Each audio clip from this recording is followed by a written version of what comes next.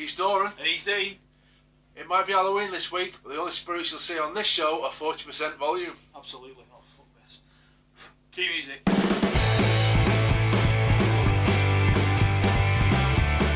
Hello and welcome to this week's episode of Doran Dean Talk. I'm Doran. And I'm Dean.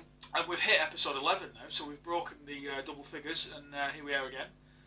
On this week's episode, we've got all the sort of regular things you'll be hopefully getting used to by now, but also we've added a little bit of a Halloween-y sort of bit of special effects to the old film this week, haven't we? So looking forward to this week's episode, and as always, please don't forget to subscribe.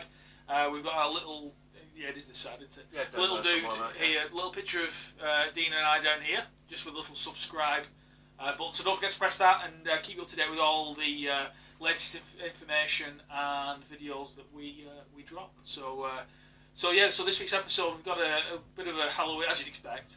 Can't be avoided, can it? It can't be, no. We have to do it. Yeah, have to do it. Yeah. So got all the bit of a spookier twang to this week's episode with some stories, and but yeah, Halloween. It was alright, wasn't it? Yeah, didn't get that many trick or treaters this year, to be honest with you. No. Yeah, it's alright when they make the effort. Don't mind, when you get little kids and have something. But when you get like the little tow rags come round in a bin bag. Not even that. Some of them just have like a black hoodie on and a £2 mats from Asda. Yeah. Make an effort, lads. Yeah, make an effort. God, yeah, absolutely. Yeah, if you're gonna make an effort. No, there was. I must admit there was shitloads of them around here. Yeah, there was. Yeah, there was loads. Yeah, there was loads. So I just switched the lights off and hid. But no, I didn't really. I'm joking. I'm not that much of a Scrooge. Well, yeah, maybe. I saw something on Twitter. Obviously, it was fake. But he said, obviously, yeah, all Twitter's fake. He said, are we real? Who knows? Ooh, I know. Matrix. Yeah. He said, guarantee way keeping them little bastards away from your door this year. And he's spray painted nonsense above his front door. Rather do it. Yeah, without it, that really would do, wouldn't it? So yeah, we've got some great content this week, and as always, as we've just touched on, even though Twitter is definitely not real, we've just got all the social media platforms covered. So we've got Doran Dean Talk for Twitter and Instagram, and for Facebook it is just Doran Dean Talk, no and. No ands. But if you do search Doran and Dean Talk, it will take you to us, but our user is Doran Dean Talk. Yeah, so you know what bloody excuse. Let's just put our names in, it'll bloody come up, so get on with it. So yeah, so if you like what you see, please don't forget to comment down here, good and bad. I can always censor you if you put anything bad in, so it's not no trouble. So do feel free. And so I think without further ado, we'll go headlong into our first roundup, which is news of the week. Yeah. Yeah. Here it is. Okay, so here we are for news of the week this week, and as mentioned, we've got a little bit of a spooky twinge to this week's news roundup. And if you are new to the channel, by the way, then we'll basically just troll the depths, I suppose, depths of the break through the crust of the mainstream is what we do. Crust, yeah, absolutely. Oh, that's a great phrase. Yeah, we do. We get into the sort of nitty gritty of it all, don't we? Yeah. Yeah. So here to give you some light relief from the norm as well. So, but as tradition dictates, we must sort of give you some spooky goings on from our searches. So we've picked out some interesting stuff, and so a little bit of a paranormal angle this week, as you'd expect. And no other than you always hear tales of haunted houses and haunted ghost stories and things like that. Usually up front at Daily Sport. Yeah. I remember there was a headline 6 years ago, I think it was. It made all social media. You know what Daily Sport are like? Brilliant. If you're not familiar with Daily Sport, it's the tabloidiest of tabloids that's ever been tabloided. It's just total bollocks. And there was a story in there, and it was like the headline of it was this woman. Aliens abducted me and bummed me behind Iceland. Yeah, classic. It just goes to show you, aliens, they're when it comes to romance, they're classy, aren't they? They must have been blind aliens because she wasn't looking. No.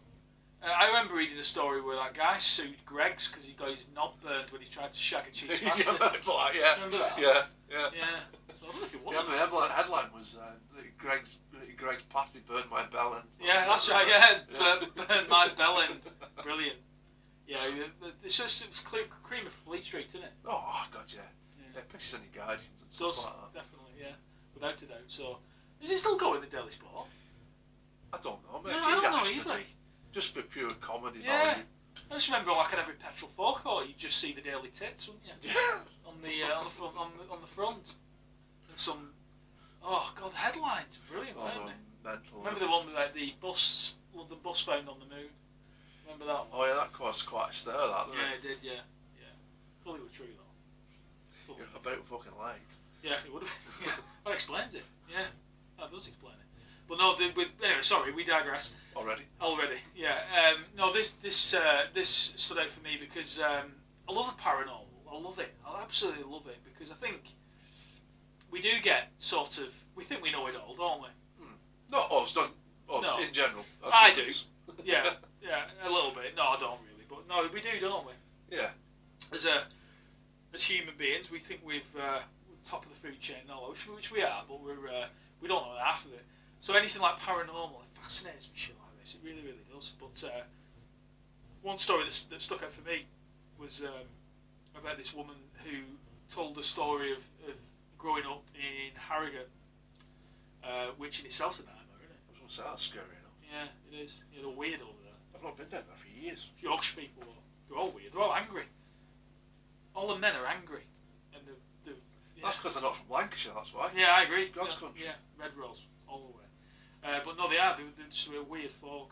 And hard to talk to. Yeah, weird. Anyway, I suppose that's just local rivalries, I suppose. But no, this story was she grew up in a B&B. Her parents owned a B&B in Harrogate, and quite a lot of history in Harrogate, isn't there? Oh yeah, it's an old place, isn't it? Yeah, expensive as well. Expensive to live there, Jesus. And nice, well-to-do area. And anyway, she grew up in this in her parents' B&B, and throughout her childhood into adult life, her and the family experienced all sorts of paranormal goings on in the B&B. So reports of seeing strange shadows going up and down the stairs, and this, that, and the other, and also seeing the ghosts of small children, which you know what, you see somebody on TV or you see somebody in the paper, they're like a crank. Yeah, compo face. Yeah, they're usually wearing they're just a bit. They look a bit of a crank. Yeah, and you think bollocks, But when you come across like this sort of family who've obviously been in this house for a long, long time, it does make you sit up and notice, doesn't it? And you think, it can't all be bullshit, can it? Not all of it can't. Can't be. No. There's too much going on, isn't there? Yeah, like you said, a lot of it will be bollocks, but even by the law of probability, some of it's going to be true. Yeah, you think so? Yeah. It is fascinating though, and it's quite. What's the right word? It's quite comforting, really, if you think about it. If it is true, which I'm sure some of it is, that there is more to it than this, which is interesting. Yeah, but you've got to look at it from the other way. If there are, real world, spirits and ghosts, are they trapped here for a reason? Yeah, could be. Yeah, could be. I mean, they do say that when you see ghosts, like you said, who are trapped, it's because they don't realise they're dead, and they're trapped between the I don't know what that is, astral planes, so to speak, and they need to realise or to be told that they're actually no longer with us to move on. So quite sad, really. Think about it, but it scared the shit out of me. I'm not being funny. The only on the counter thing with it, I'm not being funny. Same way before we came on Earth. If I lived in a house and shit like that happened, I'm sorry, I'd live in here. Go. Yeah, you would be. I'd just shut the door. See ya. Would you? I would. I couldn't do it. Until they invent proton packs, then yeah, I would go. Absolutely. No, you would. So this B&B she lived in with these ghosts. Was it a traditional one or was it a scare B&B? Get it in early for you. Oh my god. Get it in early. You heard it here first. Yeah, right. Scare B&B. You better trademark that one. Pan. Scare B&B next Halloween. That'll be the tagline. But I mean, yeah, it just. I mean, I was saying, he'll remain anonymous. But a good friend of ours, who we've known for a long time, told me years ago that when he was a kid, he woke up, and he didn't live too far from here either. Woke up in the middle of the night, and people say, and even he said, I know what it sounds like. You wake up in the middle of the night, you're half asleep, and you sleep paralysis and all that bollocks. You're asleep, but you're awake, type of thing. But he's adamant. To this day, he said to me, he said he woke up and there was a little boy kneeling in front of his wardrobe, and I do believe him, because his parents, when I was a kid, and he was a kid, our parents were good friends and stuff, and his parents told my parents that they would regularly be sat there in front of the TV, like this sort of scenario, and they'd hear the front door open and close and somebody running up and down the stairs. Oh no. Which is just weird, isn't it? No, I'd have just gone out and rented somewhere. Yeah, you won't see me for fucking dust. I would. Yeah, but then they say, even though thankfully I've not, I hope I never do, put in that scenario, they say that you get, because of the feeling you get, you know whether it's a benevolent or a malevolent spirit. So, but even then, even if it was the nicest spirit in the world, I couldn't share my house with it. I couldn't do it. No, because it'd be, even if you put aside the creepiness of the spirit aspect of it would still be like a paranormal version of you living under constant surveillance. Does that make sense? You wouldn't be comfortable doing anything without thinking, am I being watched? Yeah, that's true. Yeah, I'd have thought of it like that. You know what I mean? Yeah, it's a bit weird, isn't it? Mind you, if you started doing some weird ass shit, you might actually scare it off. Well, it's true. Some of the stuff we go to, you probably would do. I bet that's a scary movie too, when that clown drags him under bed and he tries to bomb it. Yeah, that's true, yeah. It is. I love those films. They're really good. Really good. But no, it is. It's terrifying. So I sort of, the other thing I was going to say, I don't think she'll mind me saying it, but the one, we stayed at, I don't know if I told you this or not, we stayed at the Guy Fawkes Inn in York for our anniversary, and it's one of the oldest hotels in York, so it goes back years. Guy Fawkes was born there. Oh, right. And it's right opposite the cathedral. So if you know York, you've got the stunning York Minster Cathedral, beautiful. So you look through the window, you can see the cathedral from like 50 yards away. It's beautiful, gorgeous. But this place is really, really old. Like, it goes back to, I think it goes back to like 1500s. It's old. And all the rooms are extreme. Like, imagine the scenario: four-poster beds, dark wood panelling on the walls. Even the floors are board. Yeah. Really weird. It's weird. It's a weird.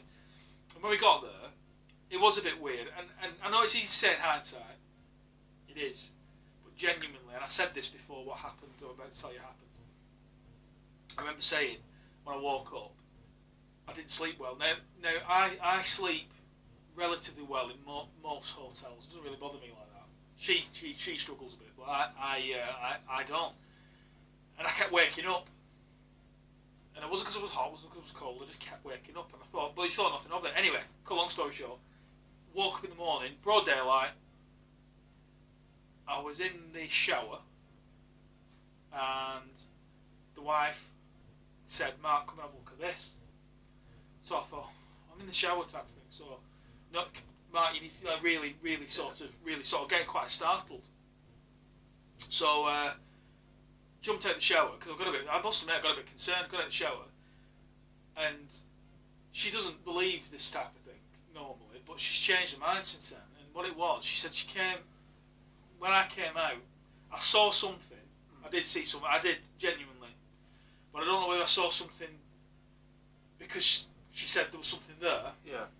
And those power of suggestion is a powerful thing.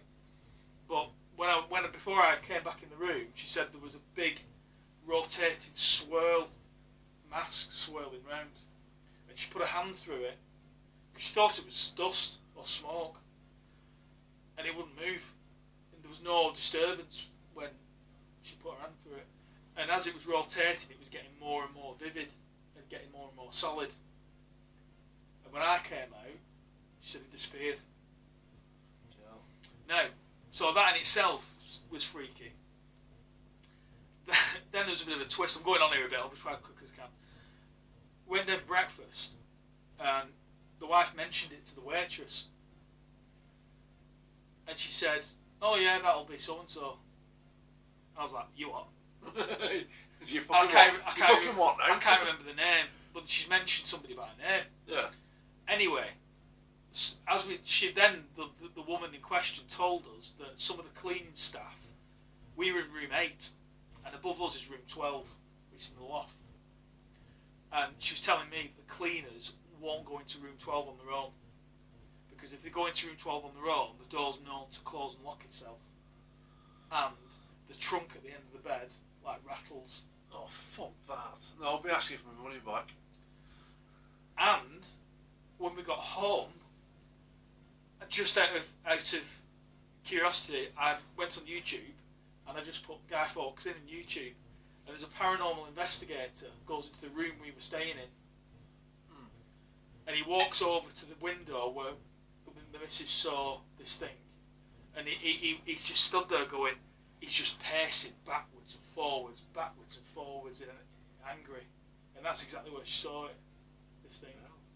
Yeah. Yeah, I know. Yeah, I've never told anyone that. So if you want to have a look at it, go onto YouTube, put Guy Fawkes in York ghosts, and it's all in there. So, yeah. But yeah, it's fascinating. Oh, I fucking sleep now. Yeah, I know. It was horrible, but I didn't feel anything. I think your missus is more concerned that there was a dust swirl in the room. Yeah, that's true. Yeah. She probably broke out a travel pack. Static polish. Turbo Shark. That is probably true. Yeah, it is true. But no, it was it's very weird. But what's your thoughts on it? Well, the whole paranormal thing. I won't say I'm a believer, but I don't discredit it. You have to be careful. Now, you've told me that. I've known you best part of my life, so I believe every word you say. But when you get penises like, what was that fucking fella's name? Scouse fella with silver hair. Derek Corey? That's him. Well, you don't believe Derek? Oh, come on. I'm most haunted with a vet field. If anybody does it for commercial gain, it's bollocks. But if you could, I sort of agree with you, but if you could do it and you knew it was real, wouldn't you do it? It's like us saying this. It's like us doing this in some respects. We do it because we enjoy doing it, don't we? Yeah. If we get loads of subscribers and and we end up being able to get some monetary gain from it, we'd take it. Well, I suppose it's like so, going, yeah. oh no, I suppose it's like being in a band and saying, no, we're not selling out type of thing. But I can see that argument. Yeah. I'm not saying. It's an extreme example because most mediums are full of shit. There's no doubt. You know what I mean? Oh, don't get me wrong. I'm sure there are. In fact, there are real ones that are attuned to that kind of stuff. You know what I mean? But yeah, you got to be careful. I think you got to be careful. You do. But on the subject of mediums, though, I mean, like the ones that do the pub circuit and do that, stand up and go, oh, is there a John? Is there, is there? See, when you Terry, where are you? Yeah, when you say that, though, I keep getting flashbacks to Phoenix Nights. Yeah. I'm getting yeah. nonce. It's like, ooh. Yeah. One of the scariest thing I've ever seen on telly, it was fake as shit, was that. I know what you're gonna say. What's it called? Ghost Watch. Yeah, brilliant. It had Michael Parkinson on it, didn't it? Yeah. And Sarah Green and stuff. And it did. And nobody knew it was fake until afterwards. So they were going around this hotel rooms and stuff. And obviously, we know now, there's somebody purposely standing behind curtains. Oh, it was horrible. But they're walking past and you're like, fucking hell. We watched that together. I think we did, right? Yeah. We did. God, yeah. No, I remember we did. We watched it at your house. Yeah. It was fucking horrible. It was terrible. It was in a terraced house. Yeah. They went to the terraced house, didn't they? And so they ended up going under the stairs and all the lights blew out and everything. Oh, and there was that loud banging, wasn't oh, it was horrible. This was before reality. This was before reality TV, though. Yeah, so you weren't expecting it. So no, but none of this ever happened, did it? No. But it was on Halloween, and and Michael Parkinson. He played that well, didn't he? Yeah, we all know Parky, don't we? You know, he's a Mr. Serious most of the time. Tell me about your child. Yeah, yeah, free pen. yeah, it's true though, isn't it? But you do, don't you? You trust these people. So yeah, it was fucking terrifying. That was around Halloween time. It was, mate. Yeah, it was after Halloween special, wasn't it? Yeah. There are two things that have genuinely scared me on film, as it were. That and the film Insidious. I won't ruin it for anybody. There's a certain part in there, I shat myself. Yeah. I mean, I panicked. I chucked remote at telly. Yeah. It was that bad. Yeah. But I won't watch that film again. The Grudge was like that. The Grudge was fucking horrible. It was a good film, that. Yeah. They're remaking that again. Oh no, I saw that. Yeah. So that strange thing, that new Shining film's out as well, isn't it? Ewan McGregor. Doctor Sleep. Was it Doctor Sleep? What's it, Doctor Strange? That's fucking Marvel. Yeah. Is it Marvel? Yeah. Benedict. Cucumber Water. Cucumber Patch. Yeah. Yeah. I can't remember what it's called now. Doctor Sleep or something like that. Yeah, something like that. Yeah. I was like, but apparently it's good. Yeah, I know, but the problem is with Ewan McGregor though, I find him so type. He's not dark enough. Yeah. He's always. He's too overexposed. He's not. Yeah, he can't. I don't think. Well, anyway, it might be yes, and if it is, well done. But I'll watch it. I'll watch it. Moving on, what I've got from this week's news is it's a bit gory. So we say. Good one. In tune with Halloween. Not Westerfeld, is it? No, I said gory, mate. Not fucking rank. Oh, right, good. Oh. Now, I don't often tend to agree with politicians. So that's scary, it's alright. All right. So Desmond Swade, who is a Conservative, has said this week that fly tippers... Oh, fucking hate them people. Yeah. No excuse. Fly tippers, he said, as a form of punishment, because he's campaigning for harsher punishment for fly tippers. Okay. Yeah. And this one, the method of punishment he suggested might be a bit OTT, I think, because he reckons that they should be garroted with their own intestines. Now that's a punishment. It is. That is a punishment. I can't imagine getting that through the House of Commons. Can you? You can't get fucking anything through that. No, that's true. Yeah. But yeah, garroted with your own intestines if you're fly tipping. No, I'm not averse to that. That's a good idea. Fly tipping is just... But it's caused by... I said, no, I can't say caused by. No. It would help if tips didn't charge you for vans. I know, but it's... Do you know what I mean? Yeah, I know. You want to get rid of your rubbish responsibly. But you can get a permit, can't you? You just apply for a permit. It's not hard. It's just... Basically, it's just fucking people... Being lazy. Lazy bastards, yeah. Lazy bastards. I love them videos. You can find them on YouTube. You know, where people expose them, embarrass them publicly. Yeah, good. Creep. Like, they find areas that are known for fly tipping. I know it's sad, because it's sad, isn't it? Why would you hide in the fucking bush waiting for a fly tipping? But there's some people who are into that shit. And they'll hide, and then somebody turns up and they run out and film them doing it. And then they ask them why they're doing it. The only problem is you wouldn't want them to be doing that and then they just drag a body out of the bloody boot, would you? Imagine that. What are you doing here? Fucking fly tipping. Careful, fucking leg coming out of boot. They always do it, obviously they do it out of where, so it's, they do it always somewhere nice, don't they? It ruins it. Yeah, the bastards that fly tippers, fucking plastic. No, I agree with on that one. I think a bit of mutilation would probably do them good. Fly tippers are up there with the kind of people that stop in shop doorways. Yeah. Or just stand at the end of aisles in supermarkets talking to people. Fucking blocking everyone. And then, we're a very polite nation over here, aren't we? So, like, well, I'm not, I'm a bit grumpy, but honest. But, a lot of British people, they won't, you know, what they should do is go up and say, listen, you're blocking everybody while they're trying to shop. Fuck off. Or move. Go in cafe. There's a lovely 120 seat cafe over there in the supermarket. Go and have a seat. Yeah. Chat shit. Chat shit. And have a brew. Don't do it while I'm trying to pick up my fucking frozen peas. We're coming out of today. B&M. And there were about 4 people, and they were waddling, and they were going dead slow. And then they decided to have a chin wag about where they were going to go next, just as they stood outside the door. Oh, it's horrible. Do you want to fucking move or? Yeah. I just don't get it. I don't get some people. I really, really don't get it. I really did want to strangle them with their own intestines. Yeah, I would have done. Yeah, I would have. What were we talking about? Desmond Swain and his flight tickets. Oh yeah, him. Yeah, that's right. Yeah. Do you remember? Going back off a fucking tangent here. Diners, drive-ins and dives. Oh yeah, guy. Guy. What do you call it? Fieri. No. Fieri. No, you don't like that, does it? No, I don't like it. I can't call it Fieri, even though it's spelled that. Yeah, you put a T in it, even though there's no T in it. But you remember watching old American films and they mentioned chitlins? You know what they are? Are they gizzards? Yeah, they're intestines. Yeah. Of, the chicken. Are they chicken intestines? I think the gizzards. Like they're not the throat of a chicken.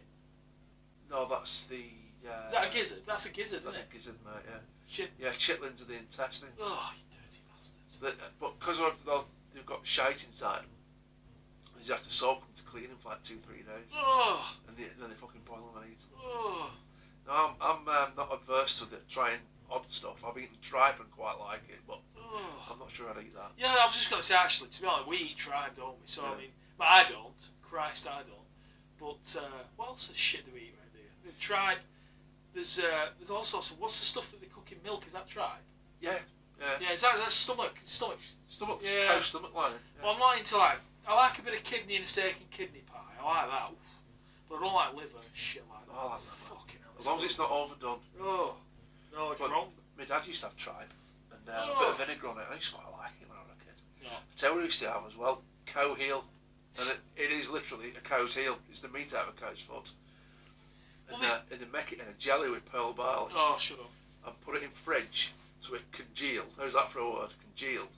And then you brought it out, all these cubes of cow's foot in a jelly. And then you cut it and then put it on a butty and give it a good munching. Oh, it's horrible. No, it's wrong. We don't need to eat shit like that these days. I can understand it years ago because you had to make do, didn't you? Yeah. But having said that, there's other things like that are quite a delicacy now that used to be quite frowned upon, like ox cheek. I was just going to say ox cheek, which used to be cheap to get. Yeah, ox climbing now because everybody's trendy. Because everyone's trendy. Yeah, all the fucking trendy bastards in restaurateurs and all those people. Yeah, so it's driven the price up. So it's lovely though. Ox cheek is so. Slow cook. Oh, stop it. Ages. Some mushrooms. And yeah, it's good. It's good. No, don't do offal. Can't do offal. I don't mind offal, man. I like a good bit of offal. Yeah. But it gets like that when it gets trendy, though, doesn't it? Because I remember when we had our first kid, me and the missus, and we weren't on Bradline, but we had to watch what we were spending. Yeah, well, we all did. Yeah, of course you do. Yeah, shocks the system when you get it. Yeah, it is. Yeah, looking right there. I'm still getting over it now. We started using chicken thighs. Yeah. Because they were piss cheap. Yeah. Because everybody wanted chicken breast. Absolutely. But now everybody's cottoned on that these chicken thighs are actually quite tasty. Yeah. They're fucking ridiculous price now. Yeah, they do, we used to get a massive pack, adjusting for inflation as well. We used to get a massive pack of them for like $1.50. And they're really easy, £5-6 quid now. It is because all the chefs jumped on board. It's fucking Jamie Oliver's fault, I think, as well. He was the first one. Because thighs, they're like packed full of flavour, aren't they? Because they're on the bone. They don't dry out. No. So, you're right there. They're lovely, but yeah, it did drive the price up. So, but yeah, there's certain things. I can't do shit like that. Not like pigs, trotters, and all that bollocks. I'll eat anything made with goat's cheese. It's the only thing I'll eat. Goat's cheese. Fucking hate it, I mate. love it. In fact, cheese is probably the. Yeah, I love cheese. I think most cheeses. Yeah, like cheese. Love it. Absolutely love it. Stinkier the better for me. Yeah, absolutely. Yeah, a bit of blue cheese. Absolutely love it. But I don't have that much of it, to be honest now. But I tried some unpasteurised cheese once. Unpasteurised? Yeah. Dangerous shit. That was an experience. It's like these fucking do-gooders out there, well, not do-gooders, but health freaks, got a lot to answer for. It's the same brigade as well, about promoting drinking raw milk. Yeah, that's wrong.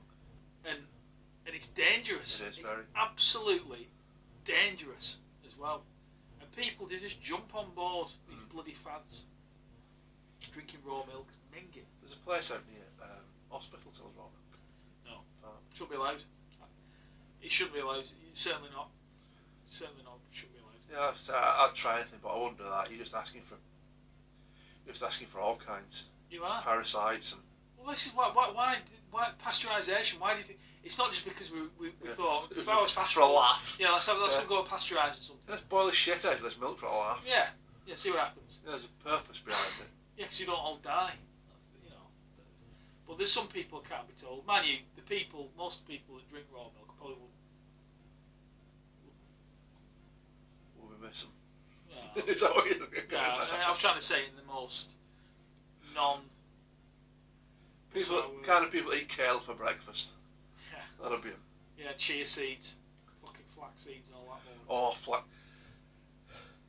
I can't take flaxseed, mate. I got some porridge with flaxseed in it. Yeah, Honestly, mate. I'm like a bagpipe 10 minutes after I eat it. Can't be doing it. No, that is bad. Well, speaking of food, the quite disturbing information was released this week. In chart, I love a good chart. You know, a good countdown, a good best or worst or something like that. And this one was no exception because it was actually about food hygiene. Now, I'm sort of going to contradict everything I've just said in the past 10 minutes because, in all honesty, I don't really give a toss, to be honest, in many ways. If I go somewhere, like say we go, and this relates, by the way, to takeaways and restaurants. Both. Yeah, Bob. Scores on the doors. Scores on the doors. And it might be the wrong way to look at it, but if I go somewhere and I have something dodgy, I'll just never go again.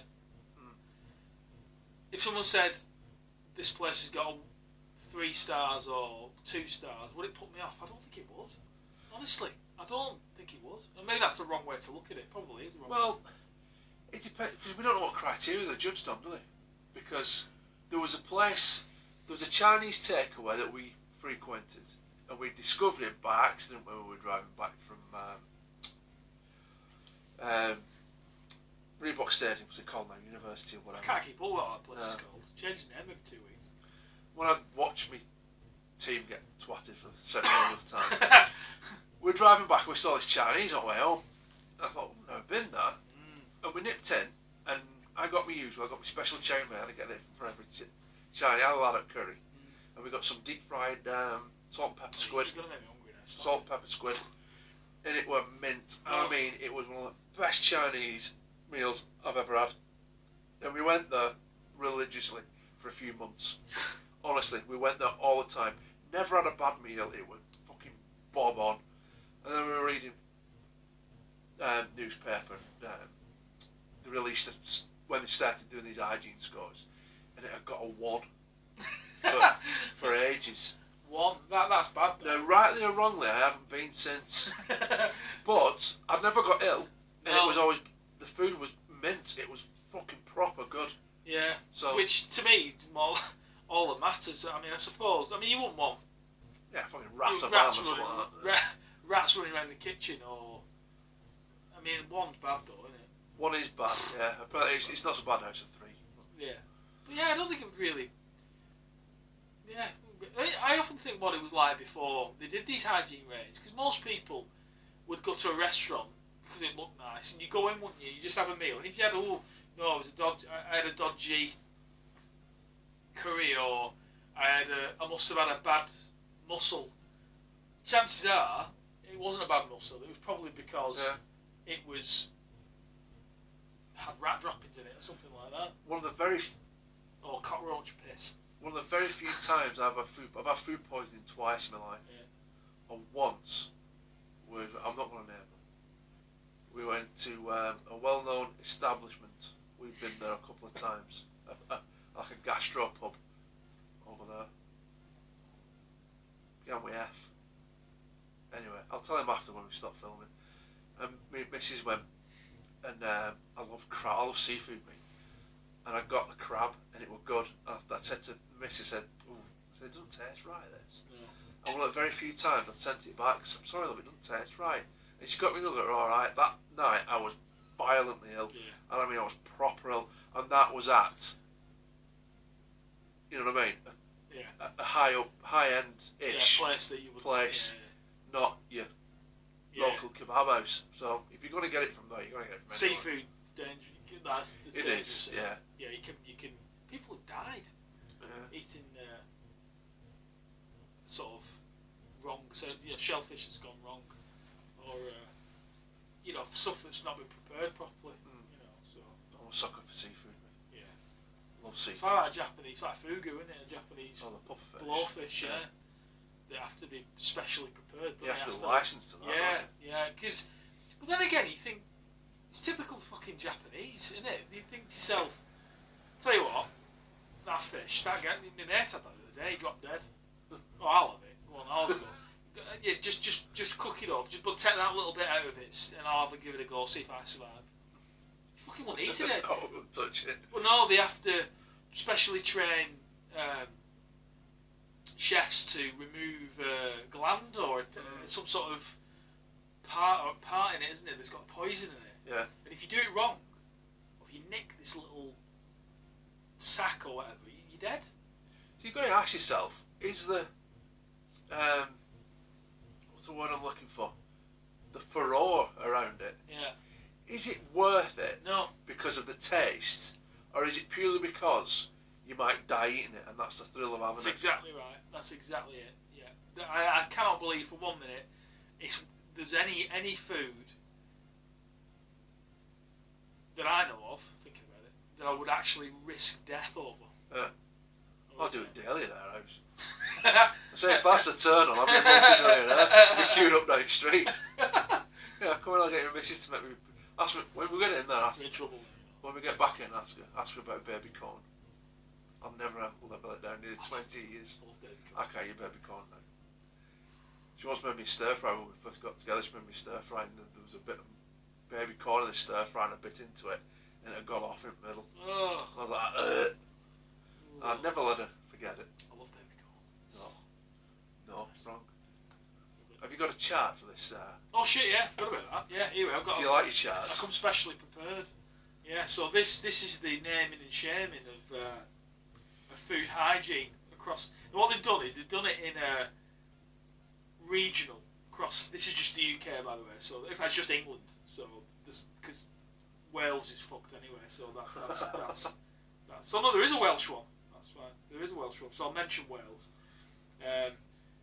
So I suppose starting at the best, worryingly actually, there's 9 of the 10 worst are in London.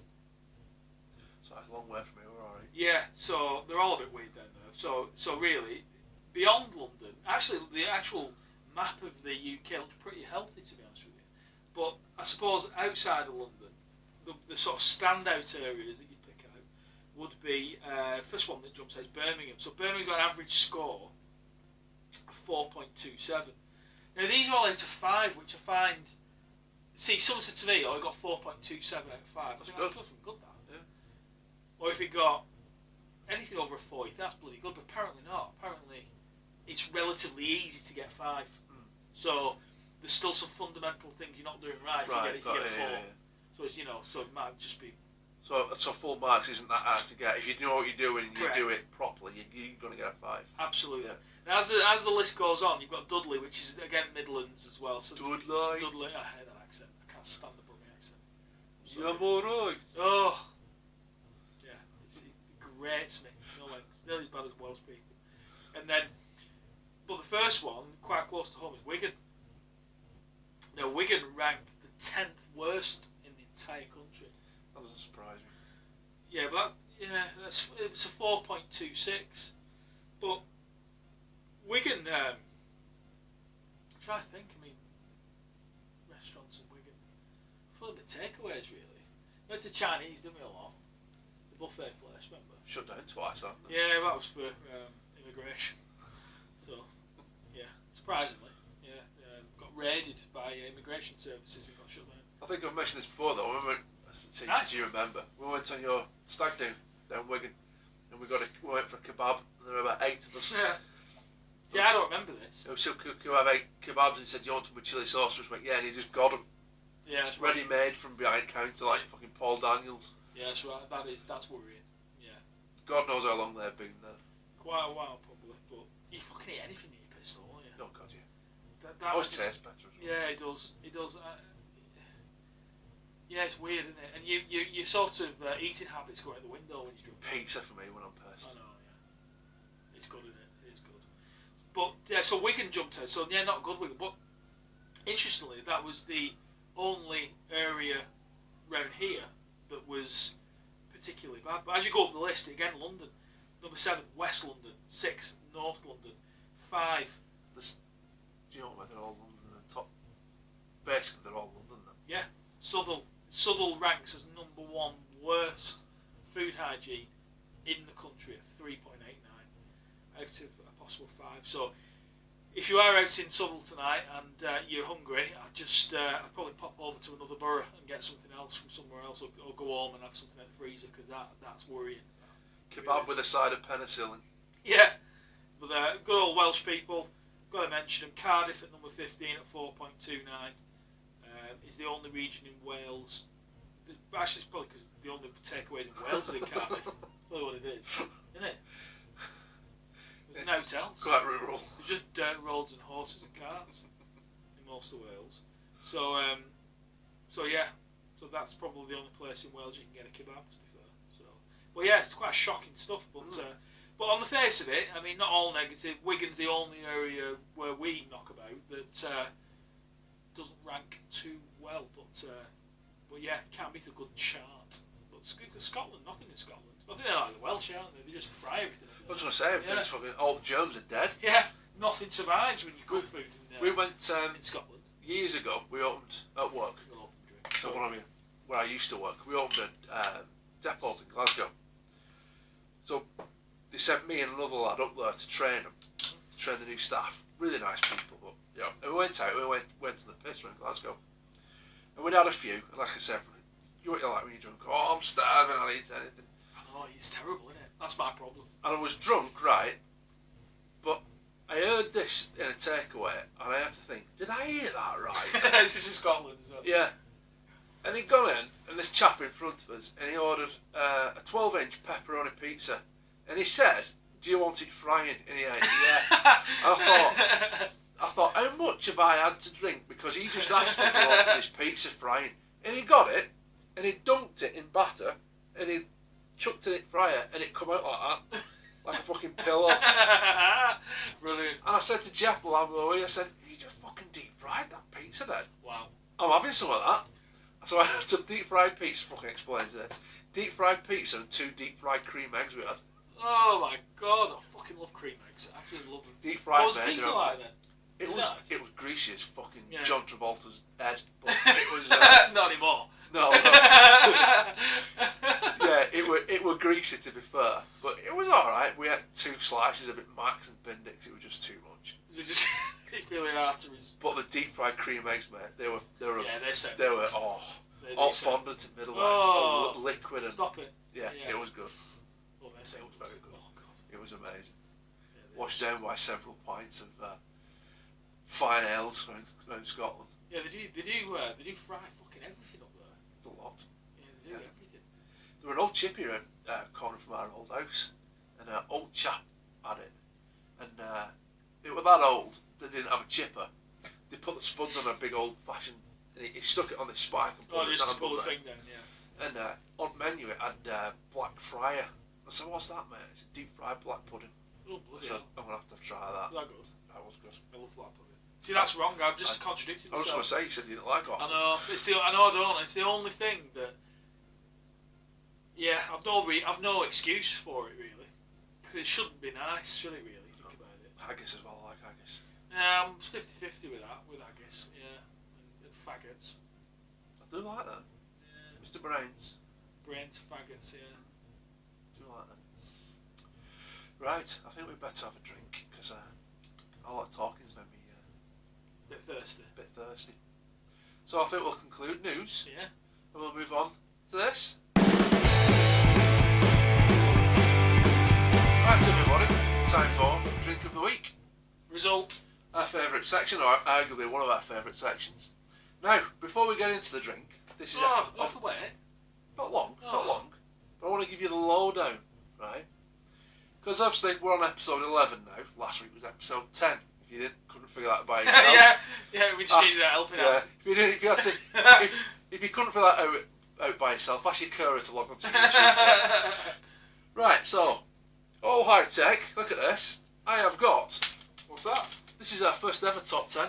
Oh, brilliant! Right. So we're going to declare our 10 episode champione. All right. So this is a compilation of all the. This is how we scored our drinks. Wow. Right. I've not seen these results, people. So this is news to me. So if you're not new to it, go back and watch them all. You can go to our playlist section. You can have a look at just the drink of the week ones if you want to, but watch the full episodes because they are better. They flow better. Yeah, they are. Right. Flow better. So if you're not familiar with our scoring system, we have a decimal system. Doran likes his round numbers. I'm a bit of a ponce and go for two. I'm a bit. Well, what? Ponce? Yeah. You can say that. We say we're fucking I'm a bit Oz Clark. It's our channel. I'm a bit Oz Clark and go for my decimals. Right. So this is our top 10. We'll start rock bottom. So obviously we're at marks at a 10. This is our combined score for me and Doran. Rock bottom will come as no shock to you. Was the Yeasty Boys White Nose Beer. Bottom of the pile with a combined score of 7.9 out of 20. Oh god, it was a rank, It wasn't bad. It just didn't taste of anything. No, it was like it was like somebody had torn your taste buds out. Yeah. Up into 9th place. This is showing how shit we thought the Yeasty Boys was. 9th place was 12.2 out of 20, which is the Innocent Gun Mangoes on the Run. Oh yeah, I forgot about nice flavour, very heavy drinker. I wanted that to be nice. It tasted alright, but it was like drinking Tarmac. Yeah, it was, Then we jump up to 13.2 in 8th place. Crane's Blueberry Cider. Oh, it was alright, that. Yeah, it wasn't too bad, But, was that... Oh, yeah, it was the other one. We slated that for being alcopoppy, too kid drink. Yeah, it was. Yeah, it's something... Too mild.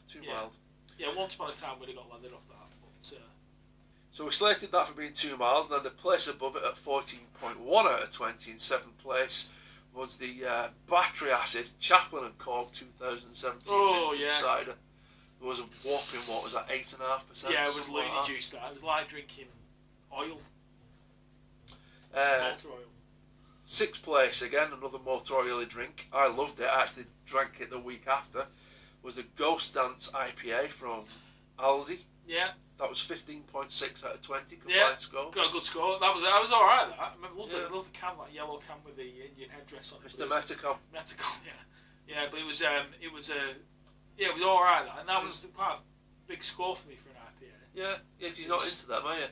No. 5th place, 16.2 out of 20. This is big stuff now. Getting the.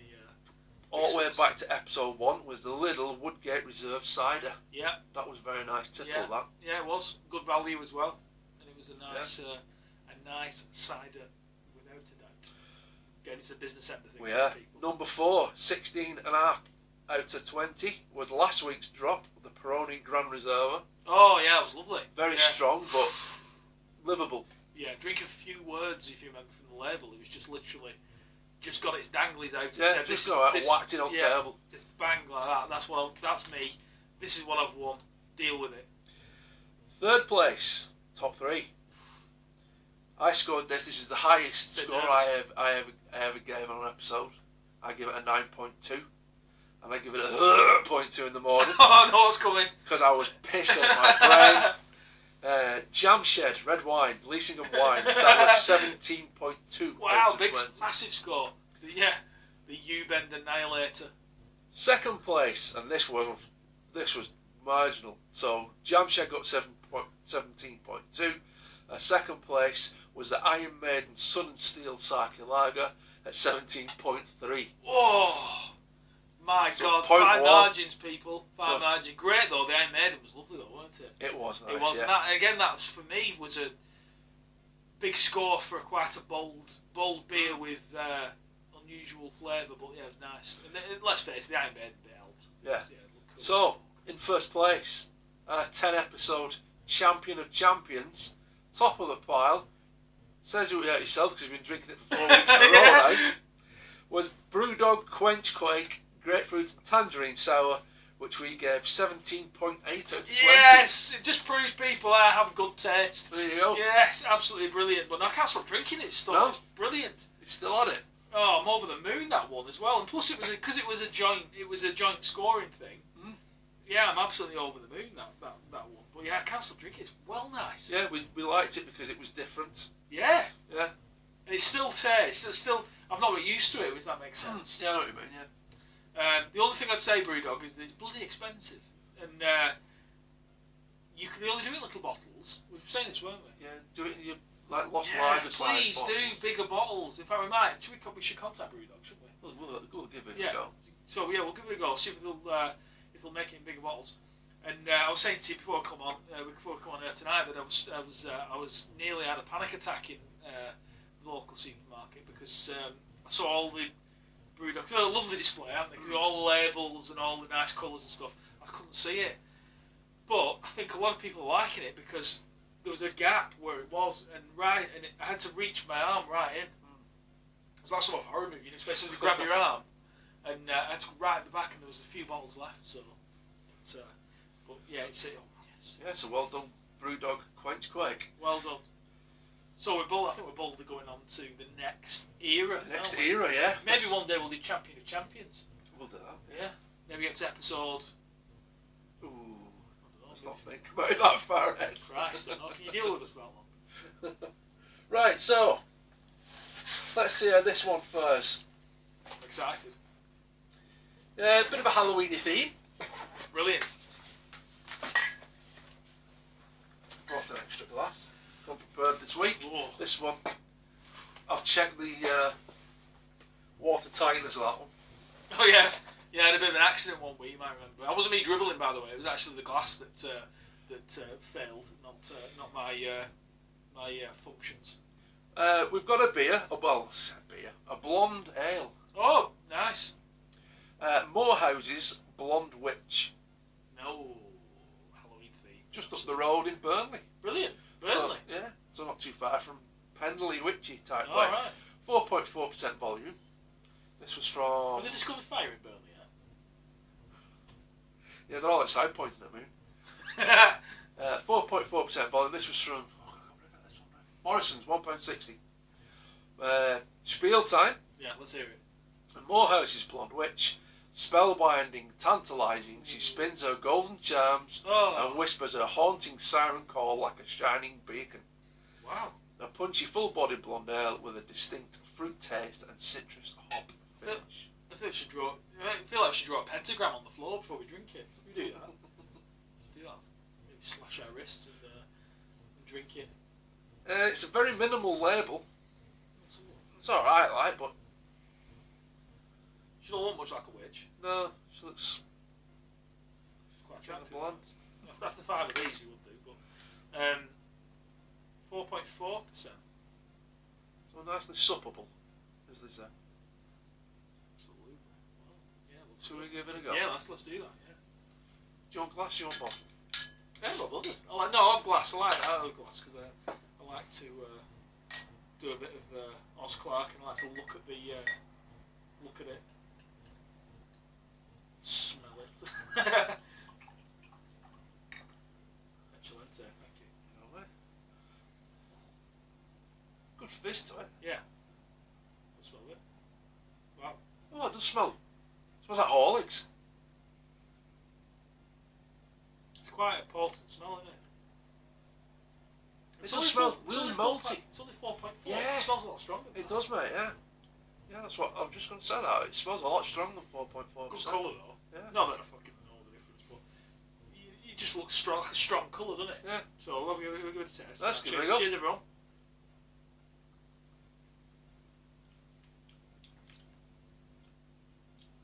It is a strong taste. I'm not sure I like that. It's like it's bitter. Ah, it's bitter. Really bitter.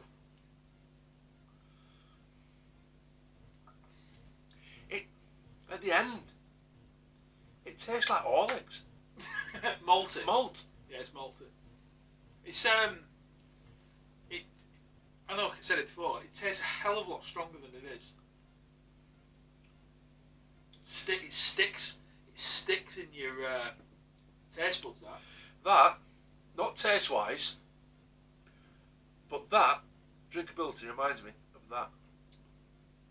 Because I sipped it then and I thought, I don't like that.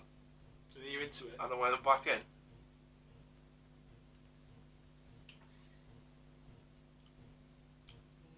I don't know if I could drink a lot of it, I'll be honest. It's alright. Yeah, it is alright. It's alright.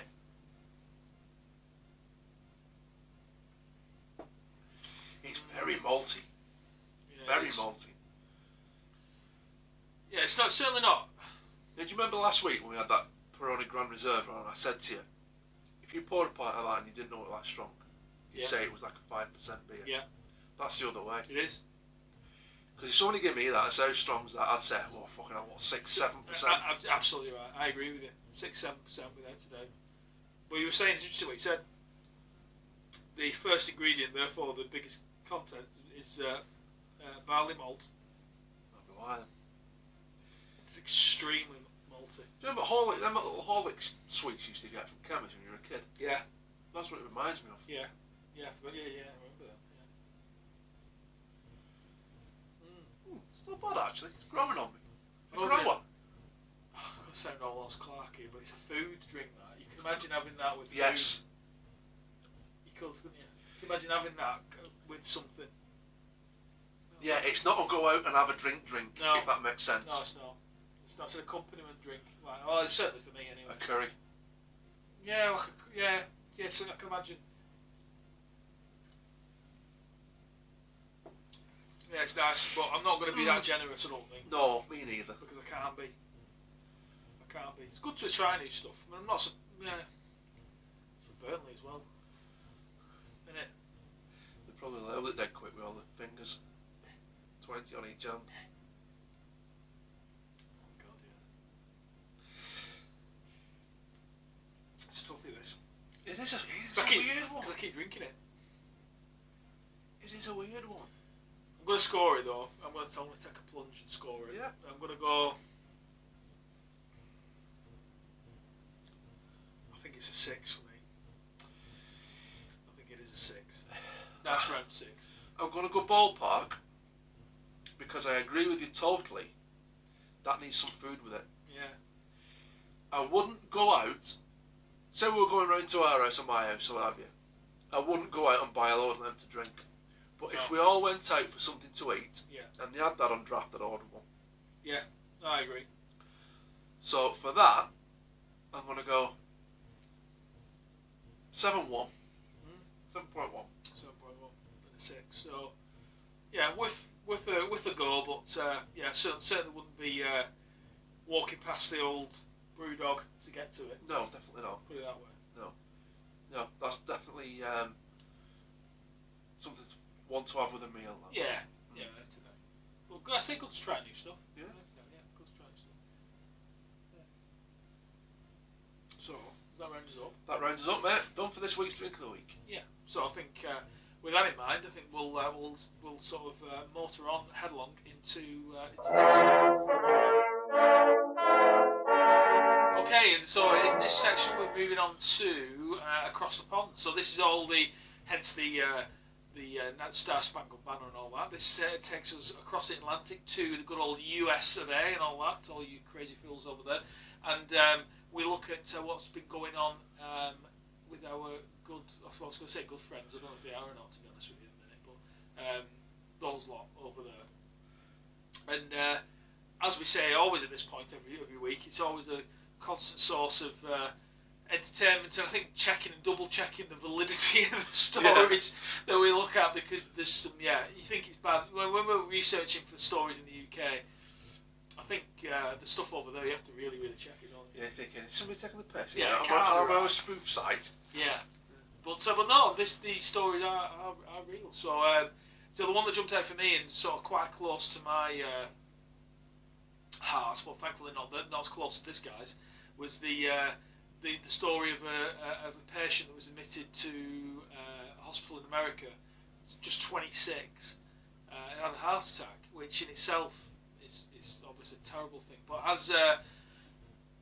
his examination and his condition slightly improved, he realised that the reason he had a heart attack at just 26 years old was because he was consuming, get this, 4 litres of energy drinks every day. Jesus Christ. Yeah, 4 litres. Now, if you've ever tried to, like we do on Doran Dean Talk, where we do our drink of the week and we sort of look at the labels on our drinks, don't we? If you ever looked at an ingredients label on a can of Monster or Mountain Dew or anything else, it's just full of all sorts, isn't it? So, but this young guy in America ended up having a heart attack because he was drinking. Well, it's equivalent to, just to quantify that 4 litres, 8 to 10 cans. So you're talking the big cans. The big cans, yeah. Of energy drink every day. Just goes to show you. I mean, Christ, you imagine drinking that quantity. I was saying when we found this story, we were saying we had a 2 litre bottle of Pepsi. Yeah, Pepsi on the table. It's like drinking. Someone sitting down in the morning and going, right, there's 2 bottles, so it's 2 of those 2 litre bottles of Mountain Dew. You've got to drink them every day for the next week. My God, no wonder the lad had an heart attack. Oh my God, can you imagine it? Yeah, it must have been fucking working overtime, mustn't it? His heart must have been like a rabbit. Yeah. Unreal. I mean, I don't mind the odd one, do you? I mean, I must admit. I like Carabao. What was that one? Carabao, yeah. Carabao's nice. Like that. Yeah. We had one of them earlier just to give us a bit of a. But yeah, Carabao's all right, and I like a Red. I have to say, I do like a Red Bull as well, but I couldn't imagine drinking that quantity of them. I mean, I had a can of. What's the tall one? Relentless. And after you've had one of them, you are wired, aren't you? You're proper wired. I think it's the size of the cans, isn't it? The Monster and Relentless are massive, but your Red Bulls and that Carabao one, they're quite dainty, aren't they? Do you know what I think as well? This might be a cynical way of looking at it. And going back to the conspiracy nature of me, I often think, you know, with the regulators being the way they were, and there's a big crackdown, weren't there, on sugar and salt in food and all that bollocks. I think the energy drink boom was purely a great exploited loophole by the drinks companies. They just thought, I'll tell you what, we'll get a drink, we'll pile it full of sugar, we'll pile it full of like taurine and glucose and market it as an energy drinks, because I mean, strictly speaking, sugar, glucose, like Lucozade Sport as well. I thought Lucozade Sport was like the original one, weren't it, over here? Remember when like John Barnes when they launched it, Lucozade Sport? That was the music on it was Iron Maiden, wasn't it? That was Lucozade. That was the original Lucozade. Right. But no, I suppose you're right. Actually, Lucozade was the first energy drink. But you used to get the only time you drank that in this was when you were ill, and your mum. Well, your dad used to bring it home from the chemist wrapped in orange. Yeah, orange film. And it was that horrible crinkly stuff from the 70s that your Christmas decks were made of. And it had the gold screw cap. Remember that? Yeah, I do, mate, yeah. And it dimple bottle. Glass bottle. Yeah, dimple neck. And it was good when you were ill, wasn't it? Because it gave you replaced the glucose in your system when you were ill. But these days, it's just all a massive marketing tool. So I think they've just, I love this word, circumvented the regulators and been able to market these drinks with all these, let's face it, addictive elements to it. But yeah, no wonder he's having a fucking heart attack. Yeah. 8 to 10 cans of it. Can you imagine? Shit. Always gets me. You know what taurine is, don't you? Yeah, it's. But because you think it's an urban myth, don't you? But it's extract from bull's sperm, isn't it? Yeah, bull's sperm, Yeah. So you're basically sucking a bull off when you're drinking that. I'm not surprised. But you're right though, as how they've done it, they've gone, right, we can't sell alcohol. Yeah. Because you have to be 18, 21, wherever Yeah. the country is. So we'll pack this with some of the most highly addictive shit we can find, and it's legal. Bonkers. Oh, well, I think you have to be 16 now to buy anything. Yeah, if you're not from the UK, I don't know if it's like in the States. I don't know if it's any different, but there was there was legislation brought in to stop people under 16 buying them, but yeah, I don't. Did they check? Did they No, balls? no. Did they shite? But I do like. I remember going on a night out drinking vodka and Red Bull. I went to Manchester. £7.20 each, by the way. Fuck me. Yeah, a lot. And I had a couple of them, and I was wired. Yeah. Absolutely wired. You know that time in the night where you get to like 11, half 11, you go in, you start to go. I had a couple of them, and you just completely hook you right up. Really, really good. But what I'm getting at, it just sort of shows you the effect it has on you. In terms of the power of the stuff that's in it, it's just perk you up. But I don't know if that's a good thing or a bad thing, really. It's when you crash, you start getting weird, don't you? Yeah. And Monster just released, aren't they, at triple espresso? I don't know about it. Yeah, Jesus. yeah. As they do it, Monster Energy drink with triple espresso in it. Fucking hell. Just when you need more caffeine. We were driving back from Devon once, and we set off late, and I was knackered. Yeah. So we stopped at services, and I had a double espresso. And like you said, then when you were wired, I was fucking on one. And kids were laughing their head off at me because I was drumming on the steering wheel and just completely singing to the radio. And yeah, I mean we laugh, don't we, mate? But it's true. It just completely hooks you up. But then again, I've always got this thing with marketing but there's got to be an element of self-responsibility, isn't there? You know what I mean? Because it's like you can't just keep putting tax on these things and legislation and stuff like that. Because like with fast food and stuff, it's just like a McDonald's, and they're made to offer healthy alternatives. And then people sue McDonald's because they're overweight, and you think, fuck off, just stop eating them. Yeah. If you're that, this here is a result of me not looking after myself as much as I should. I get that, but I don't blame anybody for it. Absolutely not. Yeah, you know know, what you mean. Yeah. It's me. It's my fault. Nobody's fault. It's your, like you say, it's down to you at the end of the day. Of course it is. And but what I don't like is when they try and spoil it for everybody else as well. Because I saw this thing, and I was laughing to myself because they're the Happy Meals. There's an advert for a Happy Meal, and this poor kid comes in a car with his parents, like typical advert type scenario, and he goes to the thing, can I have a Happy Meal please? So you think, you get a Happy Meal, and he gets his little bag of Happy Meal. The poor little sod pulls out a bottle of water, some apple wedges, and a veggie wrap. Oh, fuck that. I'd rather eat bag. I'm not being funny. If my parents had bought me a Happy Meal and got me a veggie wrap, some apple slices, and a bottle of water, I'd have thrown it at them. But point being, if you do it as a treat, you want a cheeseburger, you want fries, and you want a milkshake, or you want a Coke, or you want... Why do they have to fucking interfere with everything? Why? I'm certainly not one to preach to anybody about looking after something. Like you say, it's a treat. You don't blame anybody for it. Oh, God, no, but like you say, it's a treat. Yeah. You know what I mean? If you were forced to eat at McDonald's every day, and all they offered you were cheeseburger and chips, then you'd have a point. But you're not forced to eat at McDonald's every day. No. So go there for a treat. Don't take your kids to McDonald's for fucking apple slices. Give them the apple slices at home. Exactly. And then when you do the other 6 days of the give week. them the chips. Yeah, exactly. Yeah, it's exactly right. But again, it goes back to this self-righteous, always somebody else's fault. promoting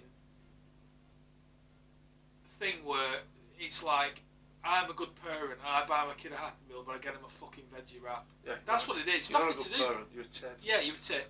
You're an absolute tit because. Can you imagine our childhood if we'd have done that? Do you know what I mean?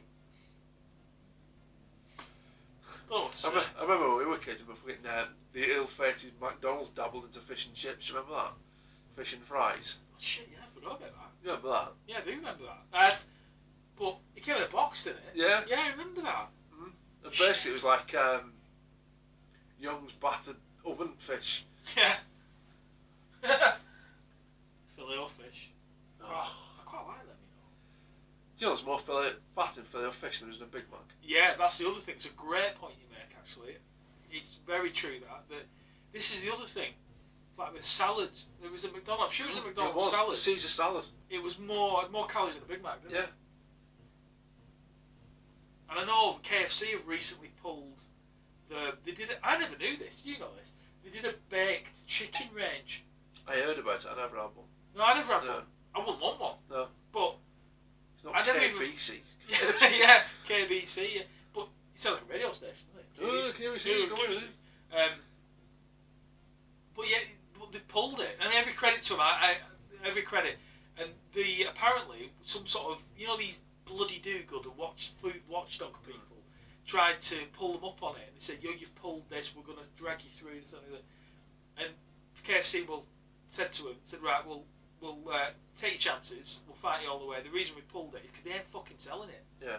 Nobody's buying it. No point in having it if nobody's buying it. Why would you? Yeah. KFC, mate, tell me about it. If I could dip my hand in oil, go to Scotland, like I was saying, deep fry my hand in oil with that secret coating on it, I'd fucking eat my own hand. Would you? Yeah, I was a right pig the other day. Oh. Yeah, they were offering me only 20 hot wings for £6. I'm going to have to go in there. I had a load of them and a 3-piece meal. Oh mate, it's wrong. It's so right. Yeah, it was mint. It was so really right. good. I reckon they put crack in that stuff. I do. I think they've got some Vietnamese lab somewhere where they're just making this, lacing it with.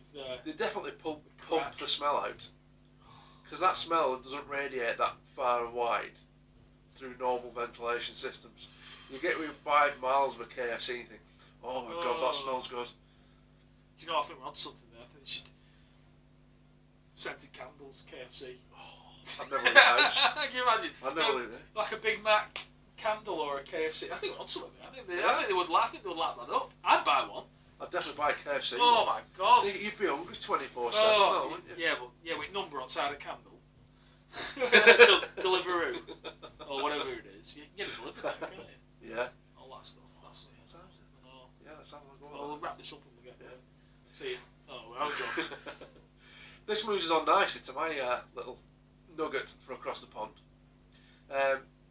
Is it a real story? No, but we thought it was interesting anyway. I don't know if we're not overly familiar with it, but they have over in America, they have the state fairs. So, oh yeah. Yeah, and they're a big deal. They're always in movies, though, aren't they? Yeah, and they're fucking massive, aren't they? Like spread for, and there's like carnies. Yeah, 600 food vendors and stuff like that. They're massive. They're absolutely massive. Huge. So we stumbled across an article, and it was mentioning the best festival food at state fairs. Now, basically everything at the state fair, because everybody's walking around and doing stuff, it's portable, edible stuff. Nobody's sitting down and eating it. No. So basically fucking everything's on a stick. Yeah. Everything. We don't really have them over here. We have a little bit of fairs. They're all run by gypsies over here. Yeah. And you feel a bit intimidated, and they just sell like boiled burgers, don't they? Yeah, it's all shit. Shite, and they charge you a fortune on it. Yeah, I won't go to a fair now. But they were saying, what we've seen, I was saying to Doran before we started filming, there was a series on Netflix, I'm sure it was called Deep Fried Masters. It was like Master Chef for carnival food. Brilliant. And one of them had it had deep fried butter on a steak. Oh, shit. But they do I wonder if it's so... people eat it, obviously. I wonder if it's so wrong it's right, like we keep saying. On the Deep Fried Masters one, like the big, I said, the well-known ones, do work like 6 weeks out of the year. And they make all the money in 6 weeks. Shit. Because the state fairs are that big. Yeah. They sell so much product. Just nail it. They just batter it for 6 weeks. No pun intended. Oh, I didn't even think of that. Happy accident. But some of the stuff we've seen, we mentioned the deep fried butter, but they had cheesecake, deep fried cheesecake on a steak. I fucking love cheesecake. Yeah, I like cheesecake as well. Chicken and waffles on a steak. Oh. Yeah. And one that really jumped out at me, I thought, that's got Dean written all over it, that. It was on a steak, they had the big green olives, I think, one of the big ones, I think, Yeah, I can't remember. Something like that. Yeah. Something eeky. Yeah. Calicoliki or something like that. Something like that, yeah. The big, massive green olives on a steak. Big Greek ones, aren't they? Yeah. Stuffed with cheese, Oh, with bacon wrapped round them, oh God. battered and Oh. deep fried. Fucking hell. If I was at that steak fair, I'd just get, how many have you got there? You got like several hundreds. Yeah. Give them. If you have the money, you just say to them, you want exclusivity. You just say to them, right, I own, you know. I'm going to sit in front of your stall, just keep them coming. But I do envy the States for the state fairs, because I'd love to go to one.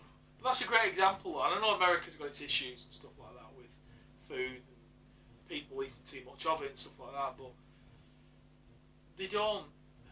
They have regulations. I know that's regulation's good. I mean, I know it is, but they're not arsed, are they? No. Do you know what I mean? They just fucking go for it, aren't they? Yeah. All in. Go big or go home. Yeah. It's weird because it's like a modern thing. Because see, in the 50s and the 60s, I always think this about lots of stuff. Everyone was thin back then. The jobs were manual.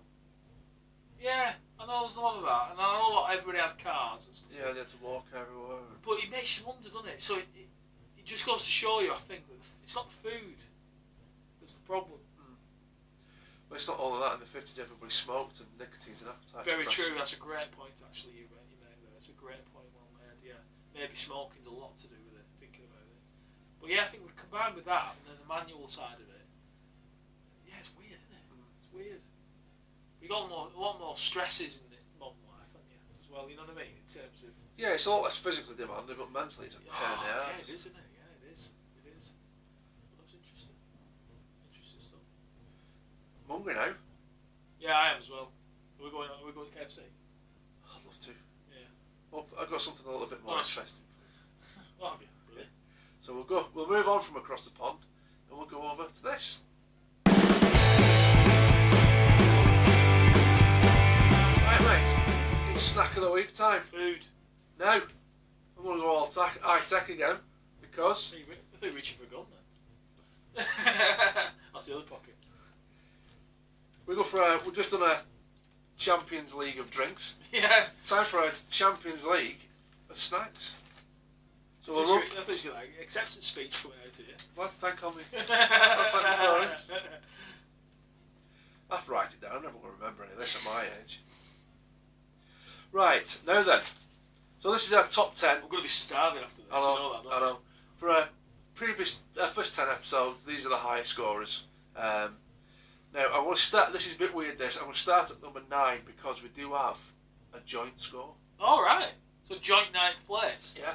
Wow. It's the best thing about this that I've That found. wasn't intentional either. No, so reading back, we just judge them as we taste them. Yeah, we do. So, and it was a genuine surprise to me when I compiled this. I thought, oh, well, excuse me. Right, so, I'm excited.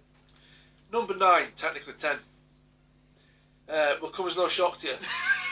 Episode I know, 1. I can imagine what.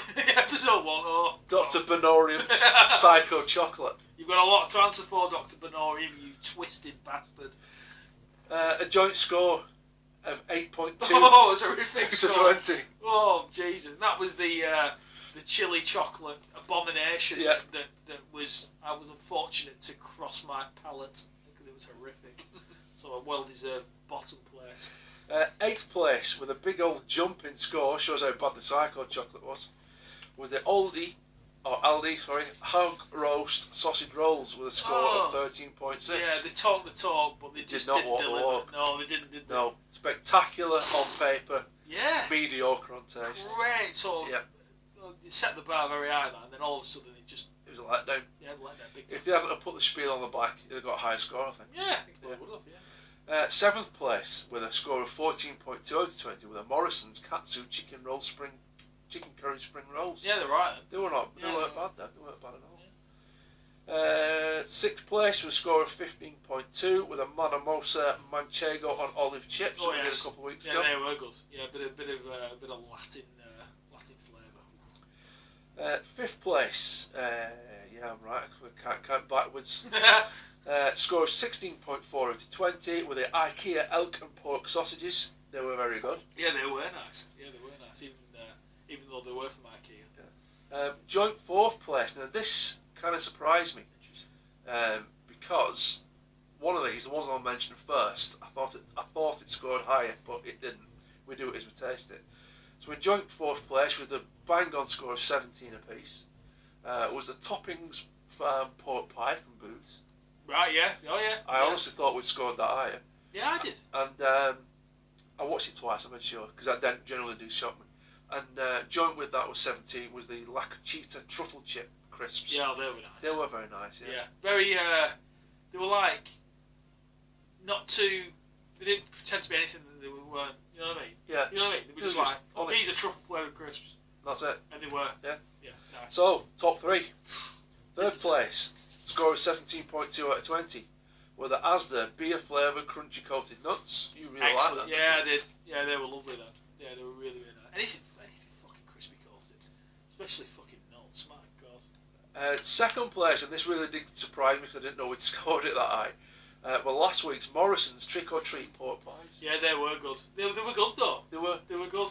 I think it was what genuinely made us shocked, for want of a better word, was how cheap they were and how good they were. They were very you don't good. usually go hand in hand. And they were lovely. The pastry was lovely as well because it's quite. I mean, everyone take pork pies. They know pork. No, you have to get it right. Oh, That's the bad. And, it made me laugh when we opened up the chili one.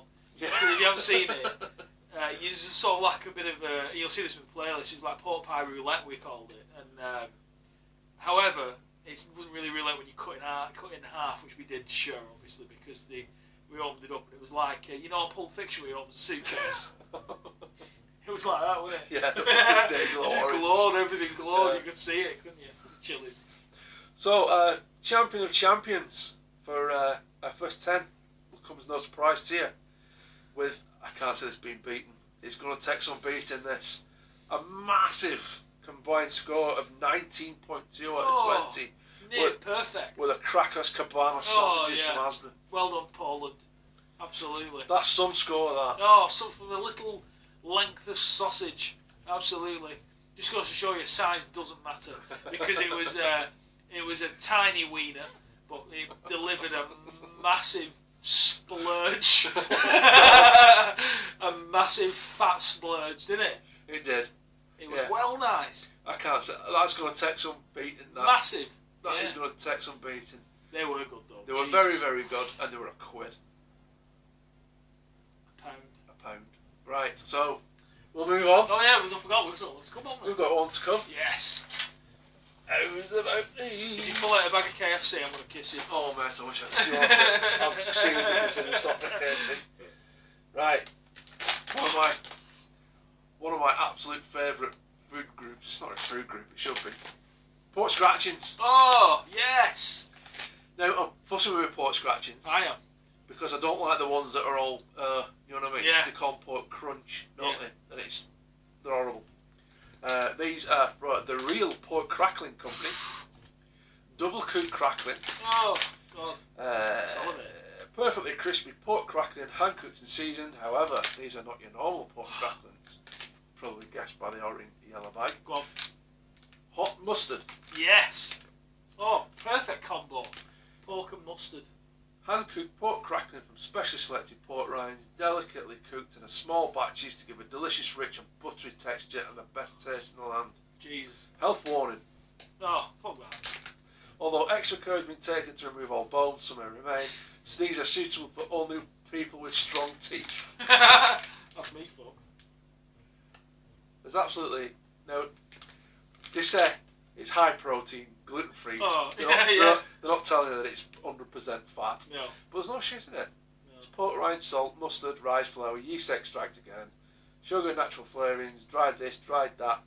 It's just natural stuff. And 96% saturated fat. Yeah. Yeah. Don't read the labels. Oh, too late now. I've done it. What's seen cannot be unseen. I can't find the weight on it. Where's the weight on it? So do they have pork scratchings in the States? They do, but they're Spanish and they call them chicharrones. Alright. There you go. There you go. I can't find weight in it. I thought they always have to put a weight on the bag. I don't know. Anyway, per 100 grams, there's 53 grams of fat in it. so yeah, it's near enough all fat. Oh, these do look a bit airy.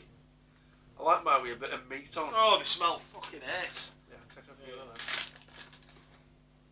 Yeah, quite airy. Yeah, that's slightly disappointing. I do like them. Right, let's give these a go. Cheers, on.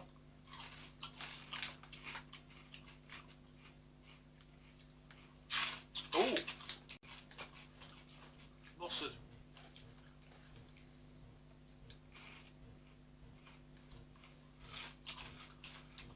they're really nice, them. Yeah, they are. You know, they could do it, in all honesty. A bit more salt. Yeah. You know what I mean? Nice though. I don't know, mate. 1.6 grams of salt and 100 grams. I was concerned about them.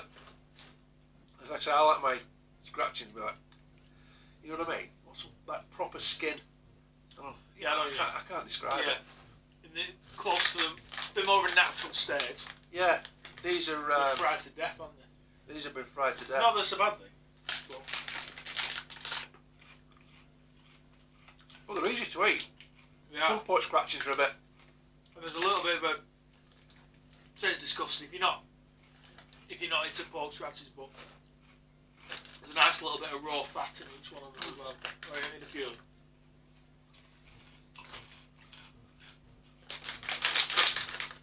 Nice. Yeah, some more down at the bottom with the best bits on. Oh, look at that. Alright.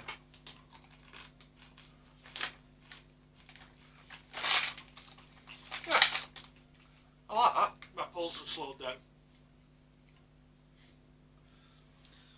But yeah, they are nice. I couldn't eat a bag of them though. Fucking hell.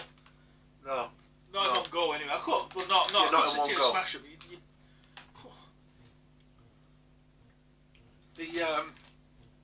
The mustard flavouring is strong, but you still get the taste of the pork. The fat. Yeah. Yeah, you do. It accentuates it very well. Nice one. Where did I get them from? Fuck knows. Asda, quid. The real pork crackling company. Yeah, nice one. Real nice. So I think we'll say about beer. I think with a sip of this afterwards.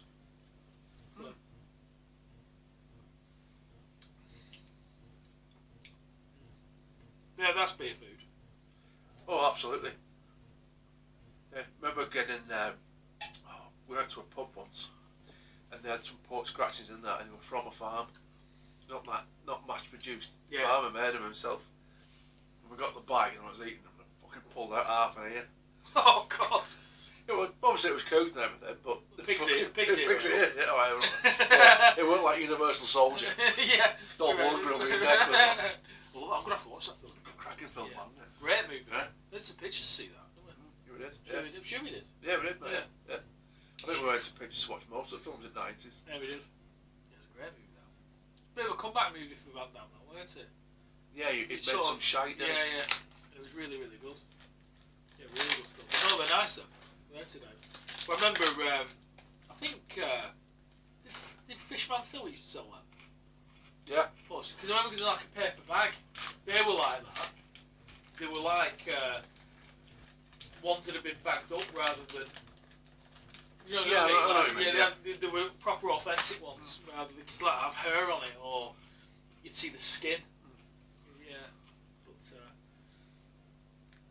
I like them. They're not the best I've had, but they're alright. yeah, they're alright. The mustard does lend itself well. Definitely. Scores. What do you reckon? Oh, it's a tough one, that. I think for me, I'm going to go. I don't know. It's just, I can't really. It's difficult. I don't think I'd buy a bag to eat at home. You know what I mean?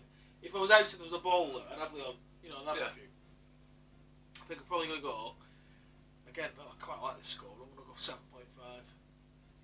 That's good. That's a good score Yeah. for that. I do like pork scratchings. They're more pork crunch because they're over aerated.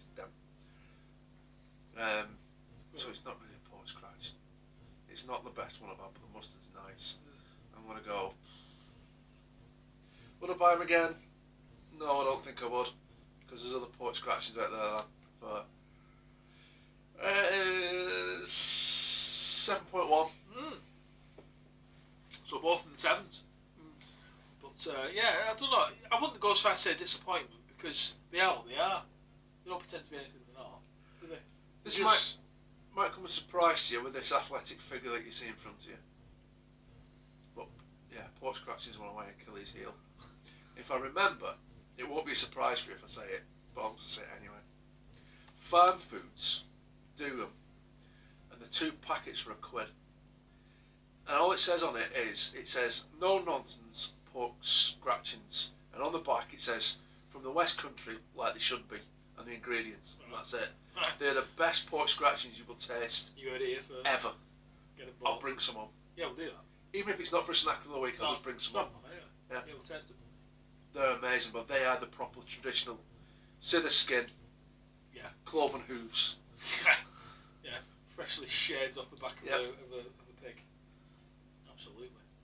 Well, I think it brings us to the end of our snack of the week this week, and before we depart and run off to go to KFC, I think we'll move on to this.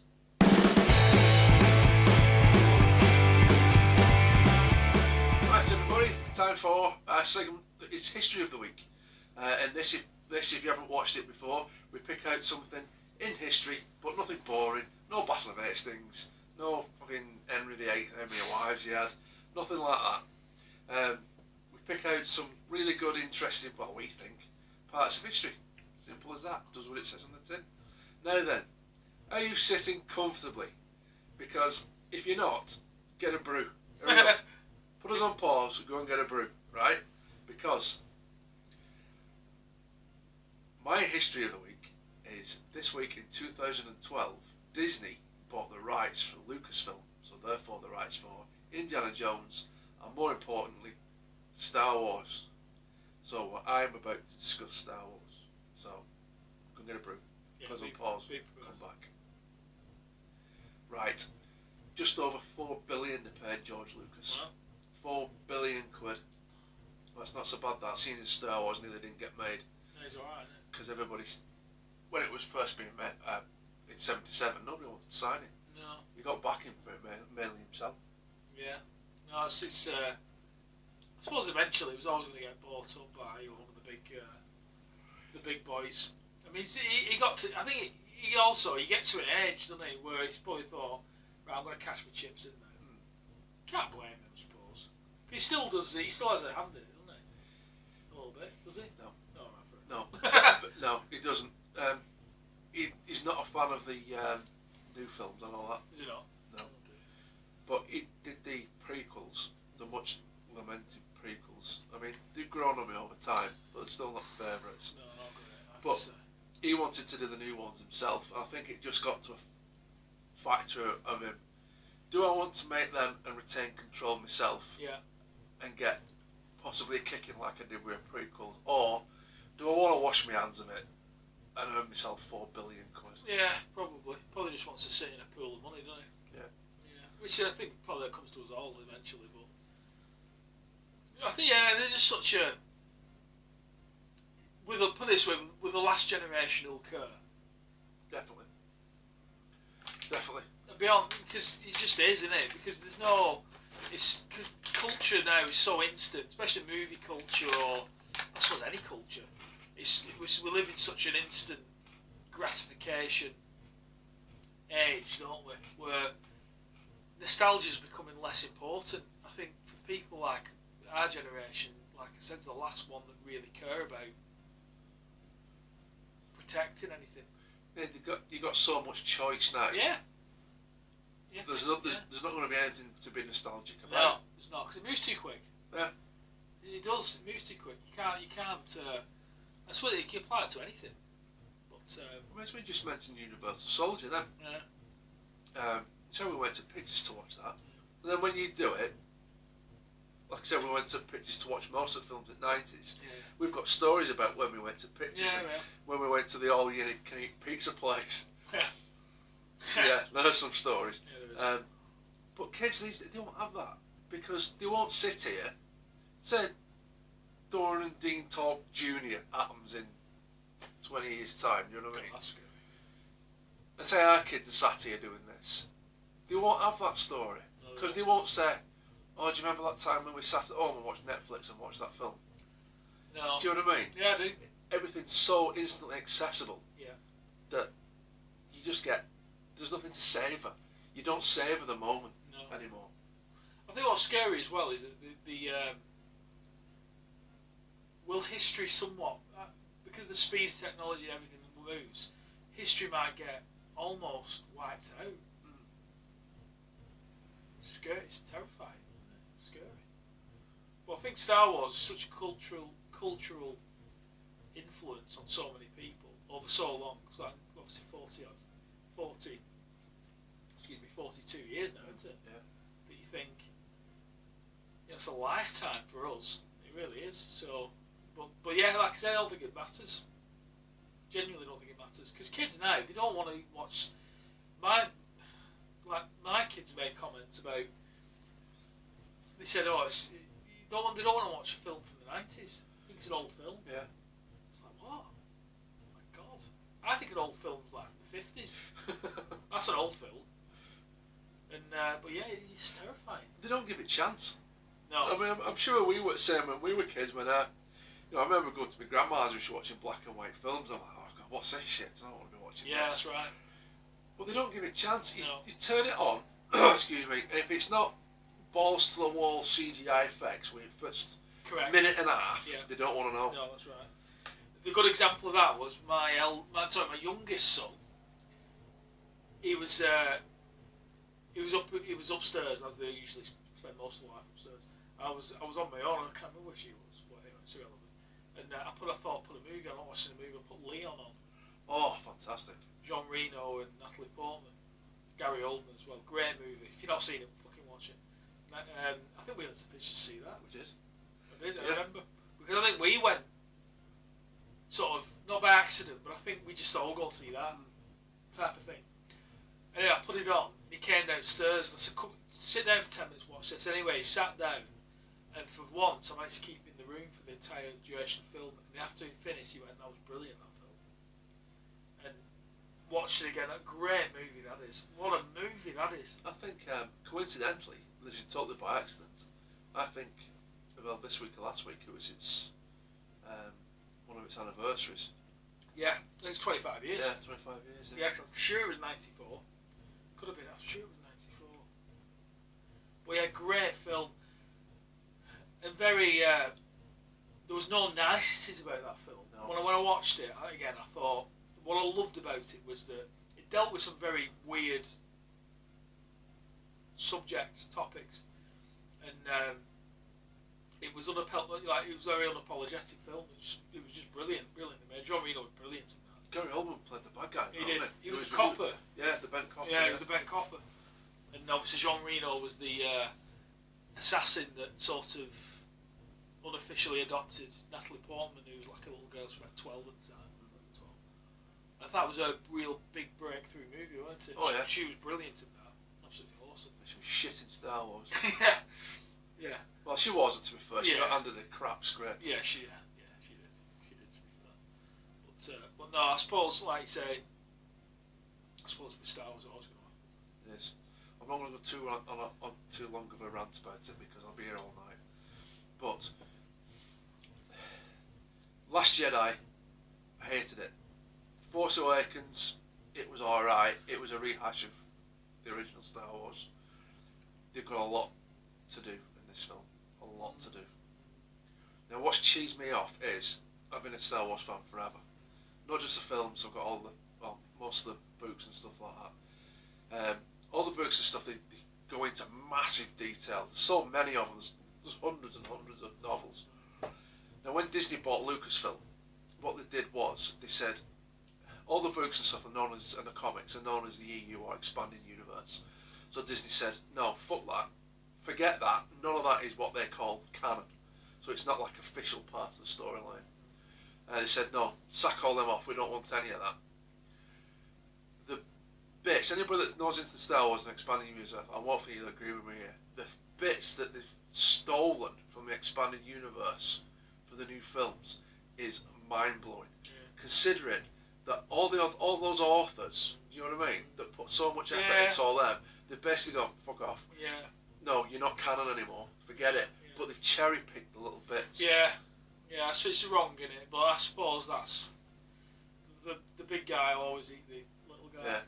Now this might potentially, I might be totally wrong. Might be spoiler alert for the new film, Rise of Skywalker.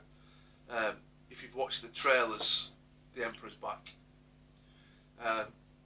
Massive rumours are through the Star Wars community that he's going to be a clone, and that Rey is going to be a clone. Mm.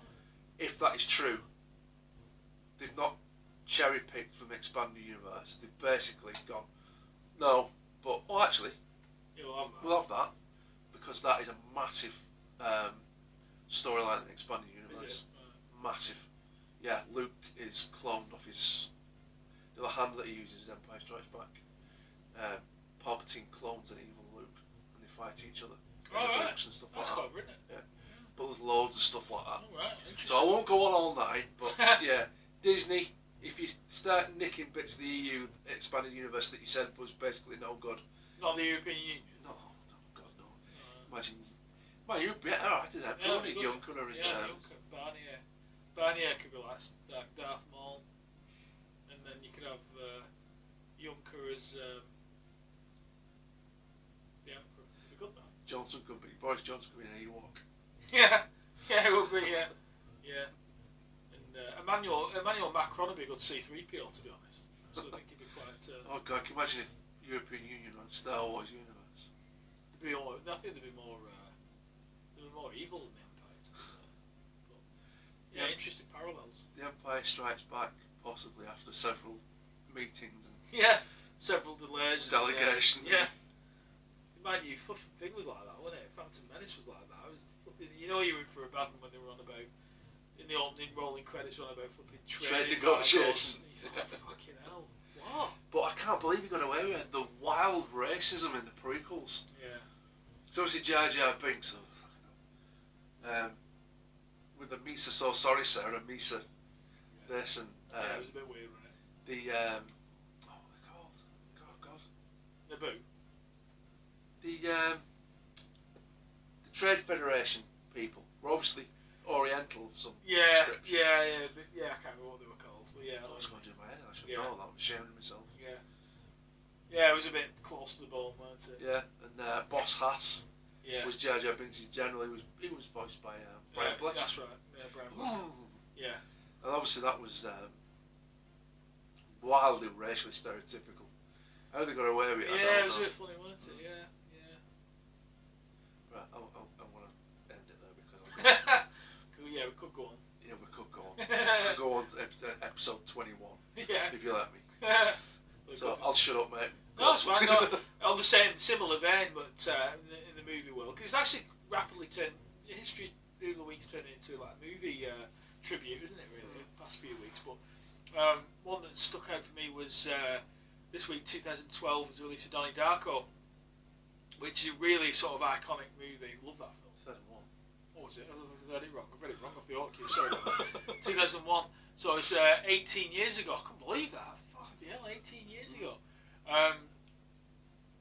Awesome film. Very like a lot of the films that stick in your mind. It's quite exceedingly dark movie, but very unique in many ways. It was weird, very twisted tale of, you name it, drugs, psychological thriller, time, twisted psychological thriller, weren't it? Weird. Yeah, really weird. But Jay Gyllenhaal was awesome in that, to be fair. He's one of them, he's a funny one, Jay Gyllenhaal. He's one of my favourite actors. Well, he was for me. I'll be honest with you, I haven't seen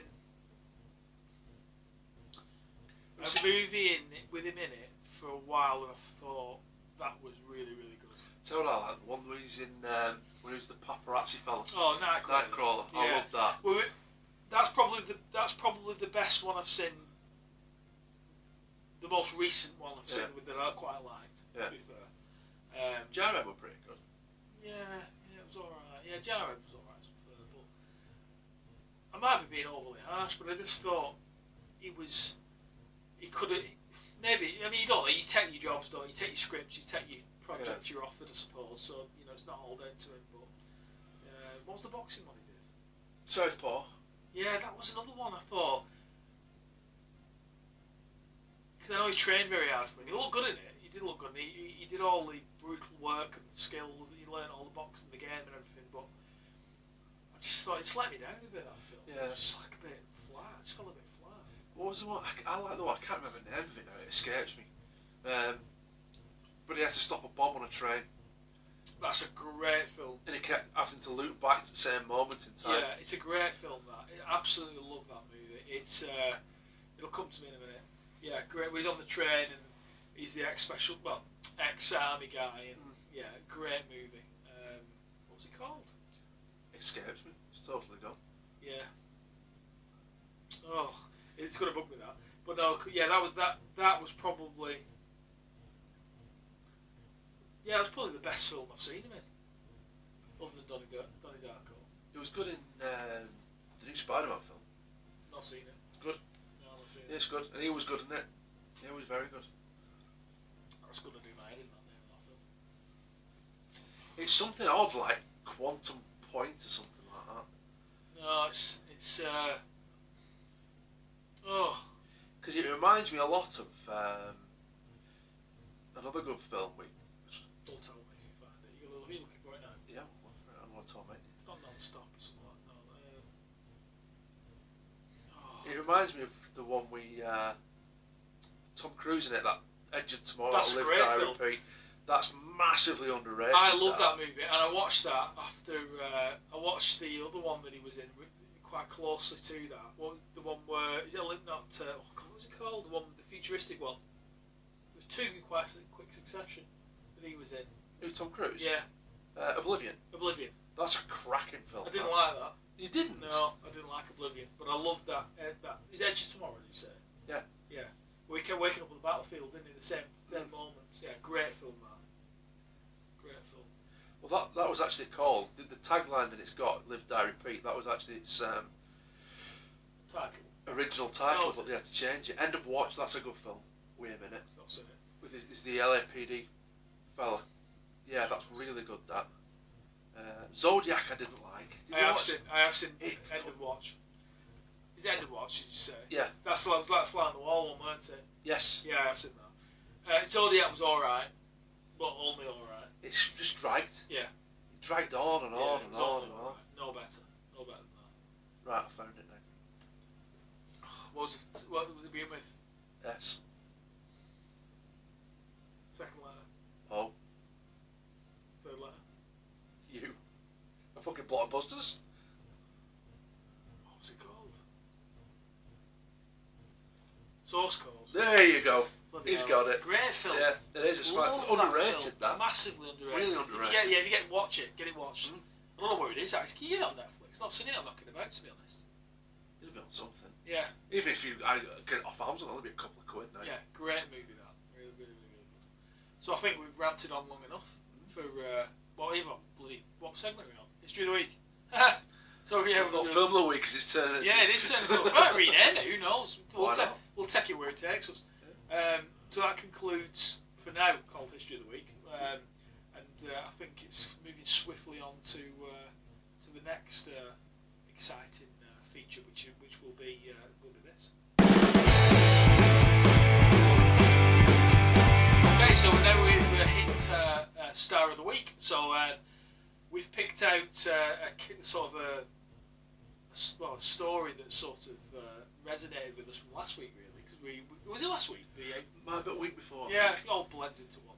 Where we sort of, I suppose took a swipe at the elderly workforce. A story of an 89-year-old woman who was fired for couldn't use a computer in the NHS, but had a sacked. And sort of a similar theme, really, but taking a slightly more favourable nod to this one.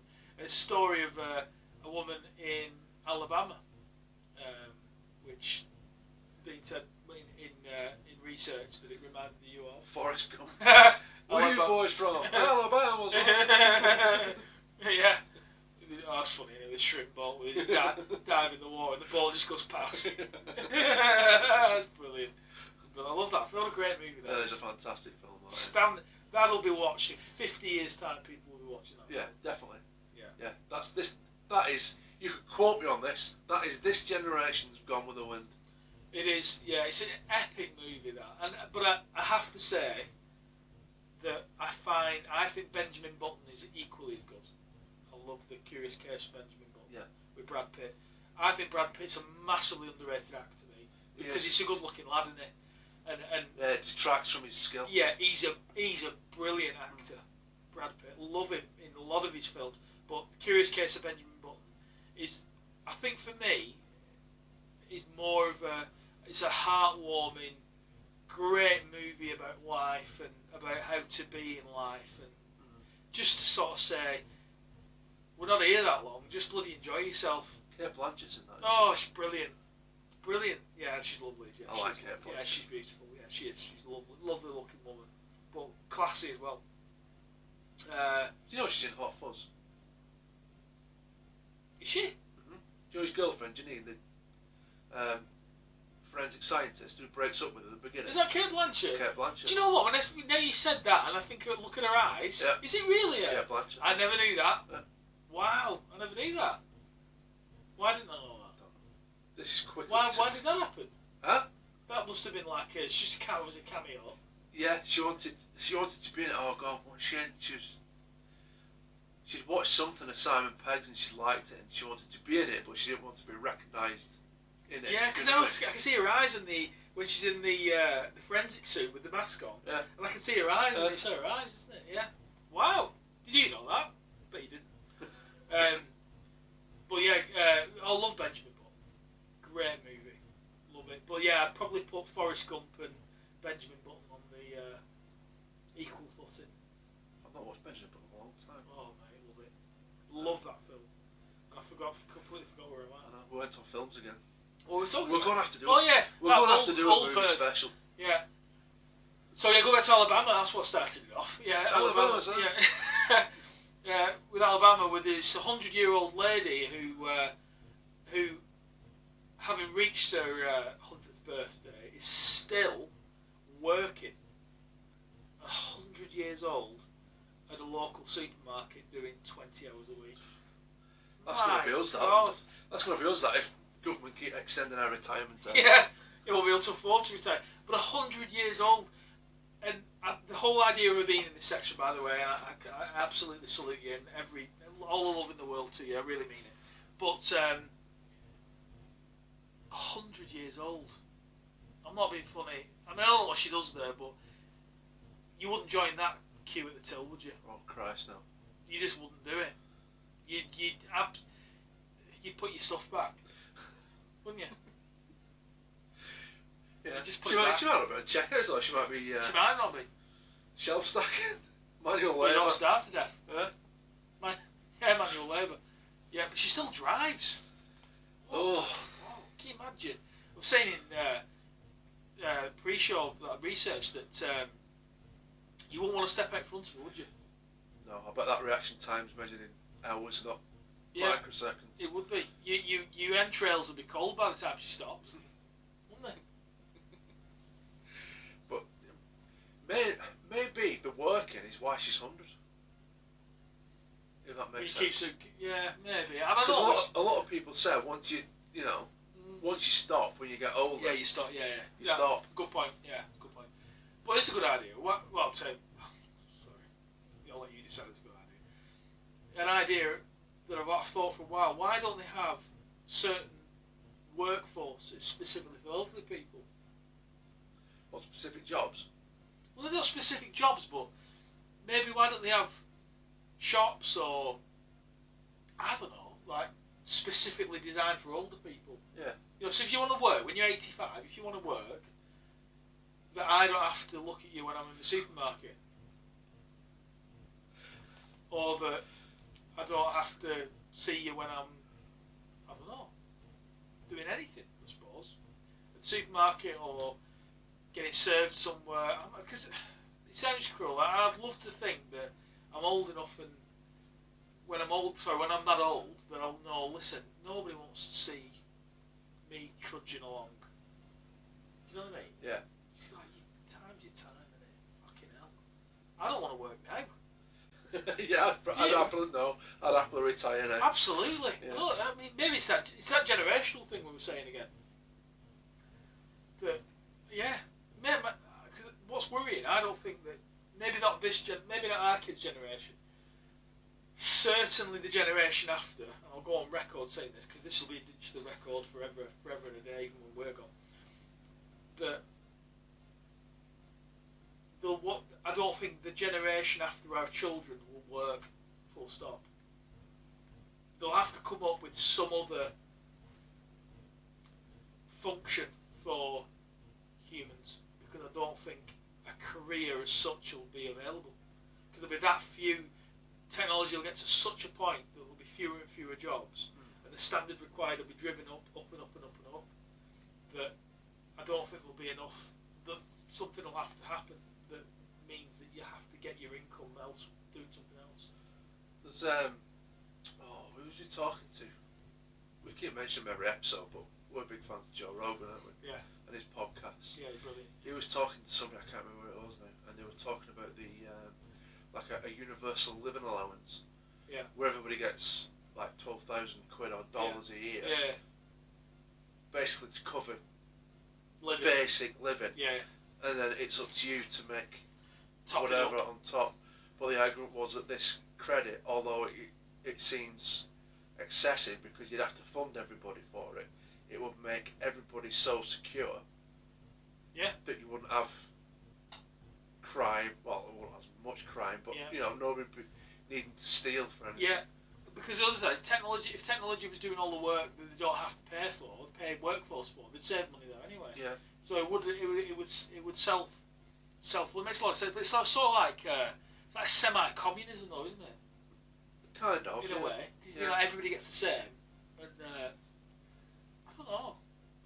Yeah, something's gonna. The worrying thing is if that happens but goes the wrong way, you could end up with anarchy, complete lawlessness, couldn't you? Yeah.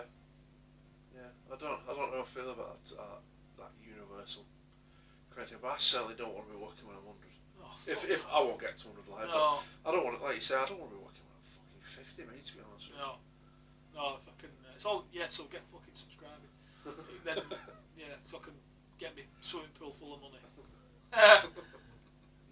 I'll remember you all if I get it. But yeah, you wouldn't want to do it. But every credit to her, she's happy. Her manager, a brilliant Alabama name, Bobby Godwin, his name is. You couldn't write it, could you? Ricky Bobby. Yeah, brilliant. He said she was a good worker and all that, and she probably is to a degree. She's probably just a bit of a talking point. So every credit, but not for me. But you're our star of the week anyway, because well, to make it to 100, but 100 are working. Yeah, absolutely. That's it. Yeah, absolutely. Yeah, and driving, Christ. So that's my star of the week. So without further ado, we'll flip to the arse end of the spectrum, won't we? We certainly will. And it's going to come up with this. Right then, we've got our star of the week. Now it's time for our twat of the week. As Doran said, it's the opposite end of the spectrum. This segment, we give somebody a bit of a kicking. Pasting. Yeah, instead of a slap on the back, slap across the face. Could be an organisation, could be just generally anybody that irks us or pisses us off this week. A general twat. A general twat, right. Now, if I was to say to the name Kim Min Seok, hope I pronounced that right. My sincerely apologies if I haven't. Does it mean anything to you? I think I've paid for a Kim Min Seok before, but other than that, I think I have anyway. Something similar. If I said. Oh fuck. Yeah. The brains behind Baby Shark. Oh God. Well, you say brains. So is that somebody? Is that a person? That is a person. Korean. Who's responsible for it. Responsible for it. Now them and the father. Now, all right, his dad owns some kind of show in Samsung publications, so he's not fucking hell Yeah, he's not short of a few No, it quid. won't be. Jesus. But I think they're called Pink. Something weird now, like Pink Fong or something like that. Aren't they? Yeah. Pink Thong. Yeah, that's what I thought. Yeah, but it's not Fong. F-O-N-G. Between them, 96 million quid. Jesus. All for a tune that's catchier than the clap. And to be honest with you, I'd rather have the clap. I would. Severe case of it rather than. It's one of those. You can't get out of your head. I can't stop thinking about it now. I can see him. Doing it. Now, do you know me and you? Obviously, we're still alright. We're on episode 11, but we're still a flagelling YouTube channel. Yeah, we're trying our very best. So when we get a new subscriber, a few views, we get a bit excited, don't we? Yeah, it's good. Yeah, it's good. Baby Shark on YouTube has had 4 billion views. Oh my God, that irks me. Now, wasn't I saying to you before? I was saying to Doran pre-show when we were planning this. I said, "What gets on my wick?" And we were having a look through internet for some stuff for you. And I said, "We go to great lengths to bring you interesting stuff." Yeah, we do try. Yeah, we're sat here in studio. It's bloody cold. It is cold in here today. It is cold. Yeah. We're putting our livers through the mangle. For you. For you. Drinking's hard. We get a few views, not as much as we'd like, but we're getting there. Yeah, we are. And then we stumbled across a fucking 2.5 minute video. Somebody had put some cling film across a doorway, and the cats couldn't see it, so the cats were running into it, and it got 25 million views in 2 weeks. Yeah. Where's the justice? There's no justice. Where is it? There's no justice.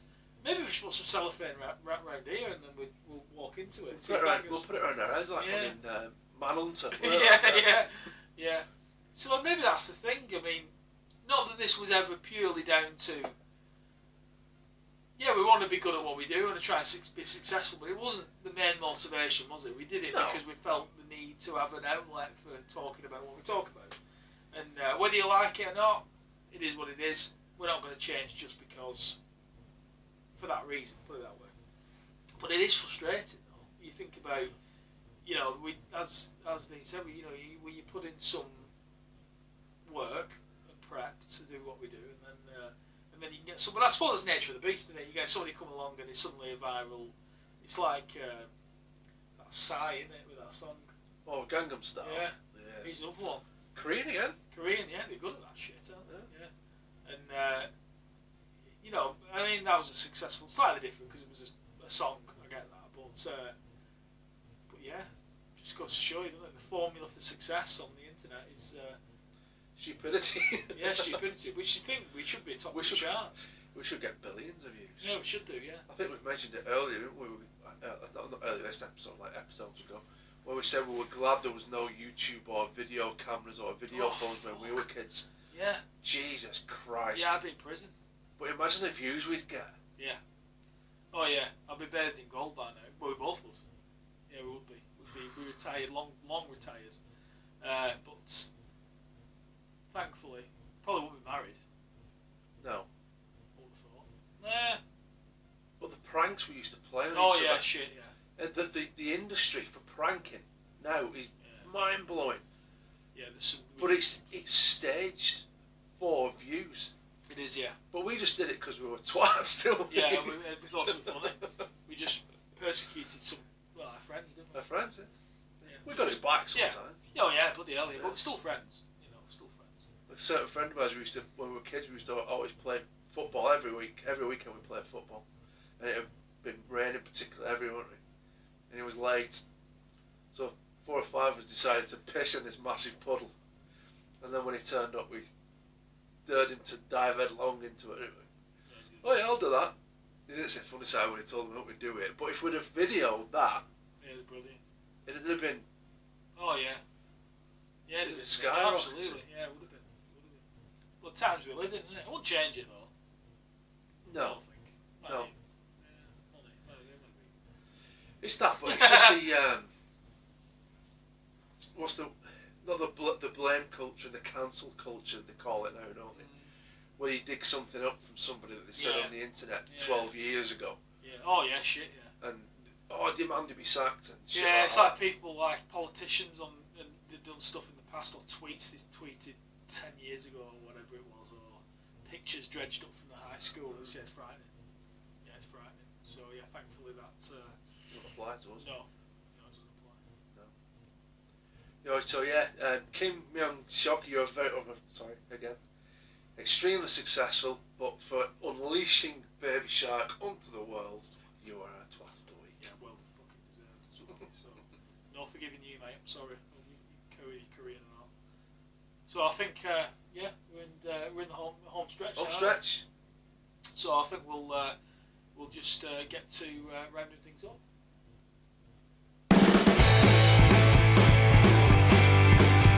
Okay, so that brings us to the end of episode 11, and we've had a good time this week. It's been a little bit of a spooky theme to the episode, and don't forget our little faces down here, this little thing here, to subscribe and just keep you up to speed with any new content that we drop as well. So as mentioned many times, we've got our full episode playlist, but also if you want little bite sizes of us, you can have a look through the archive of all the whether it be Star of the Week, Across the Pond, Stack of the Week, Drink of the Week, you name it, news, it's all there. Yep, it's all there. All there. So get it watched as well. So and don't forget to comment down here as well. Let us know your thoughts. Anything you want us to cover going forward, we'll be happy to oblige. So I think we're going to go KFC now. Aren't we? Sounds like a plan. Yeah, absolutely. So without further ado, I think we'll say good night, and we'll see you again next time. See you later. Adios.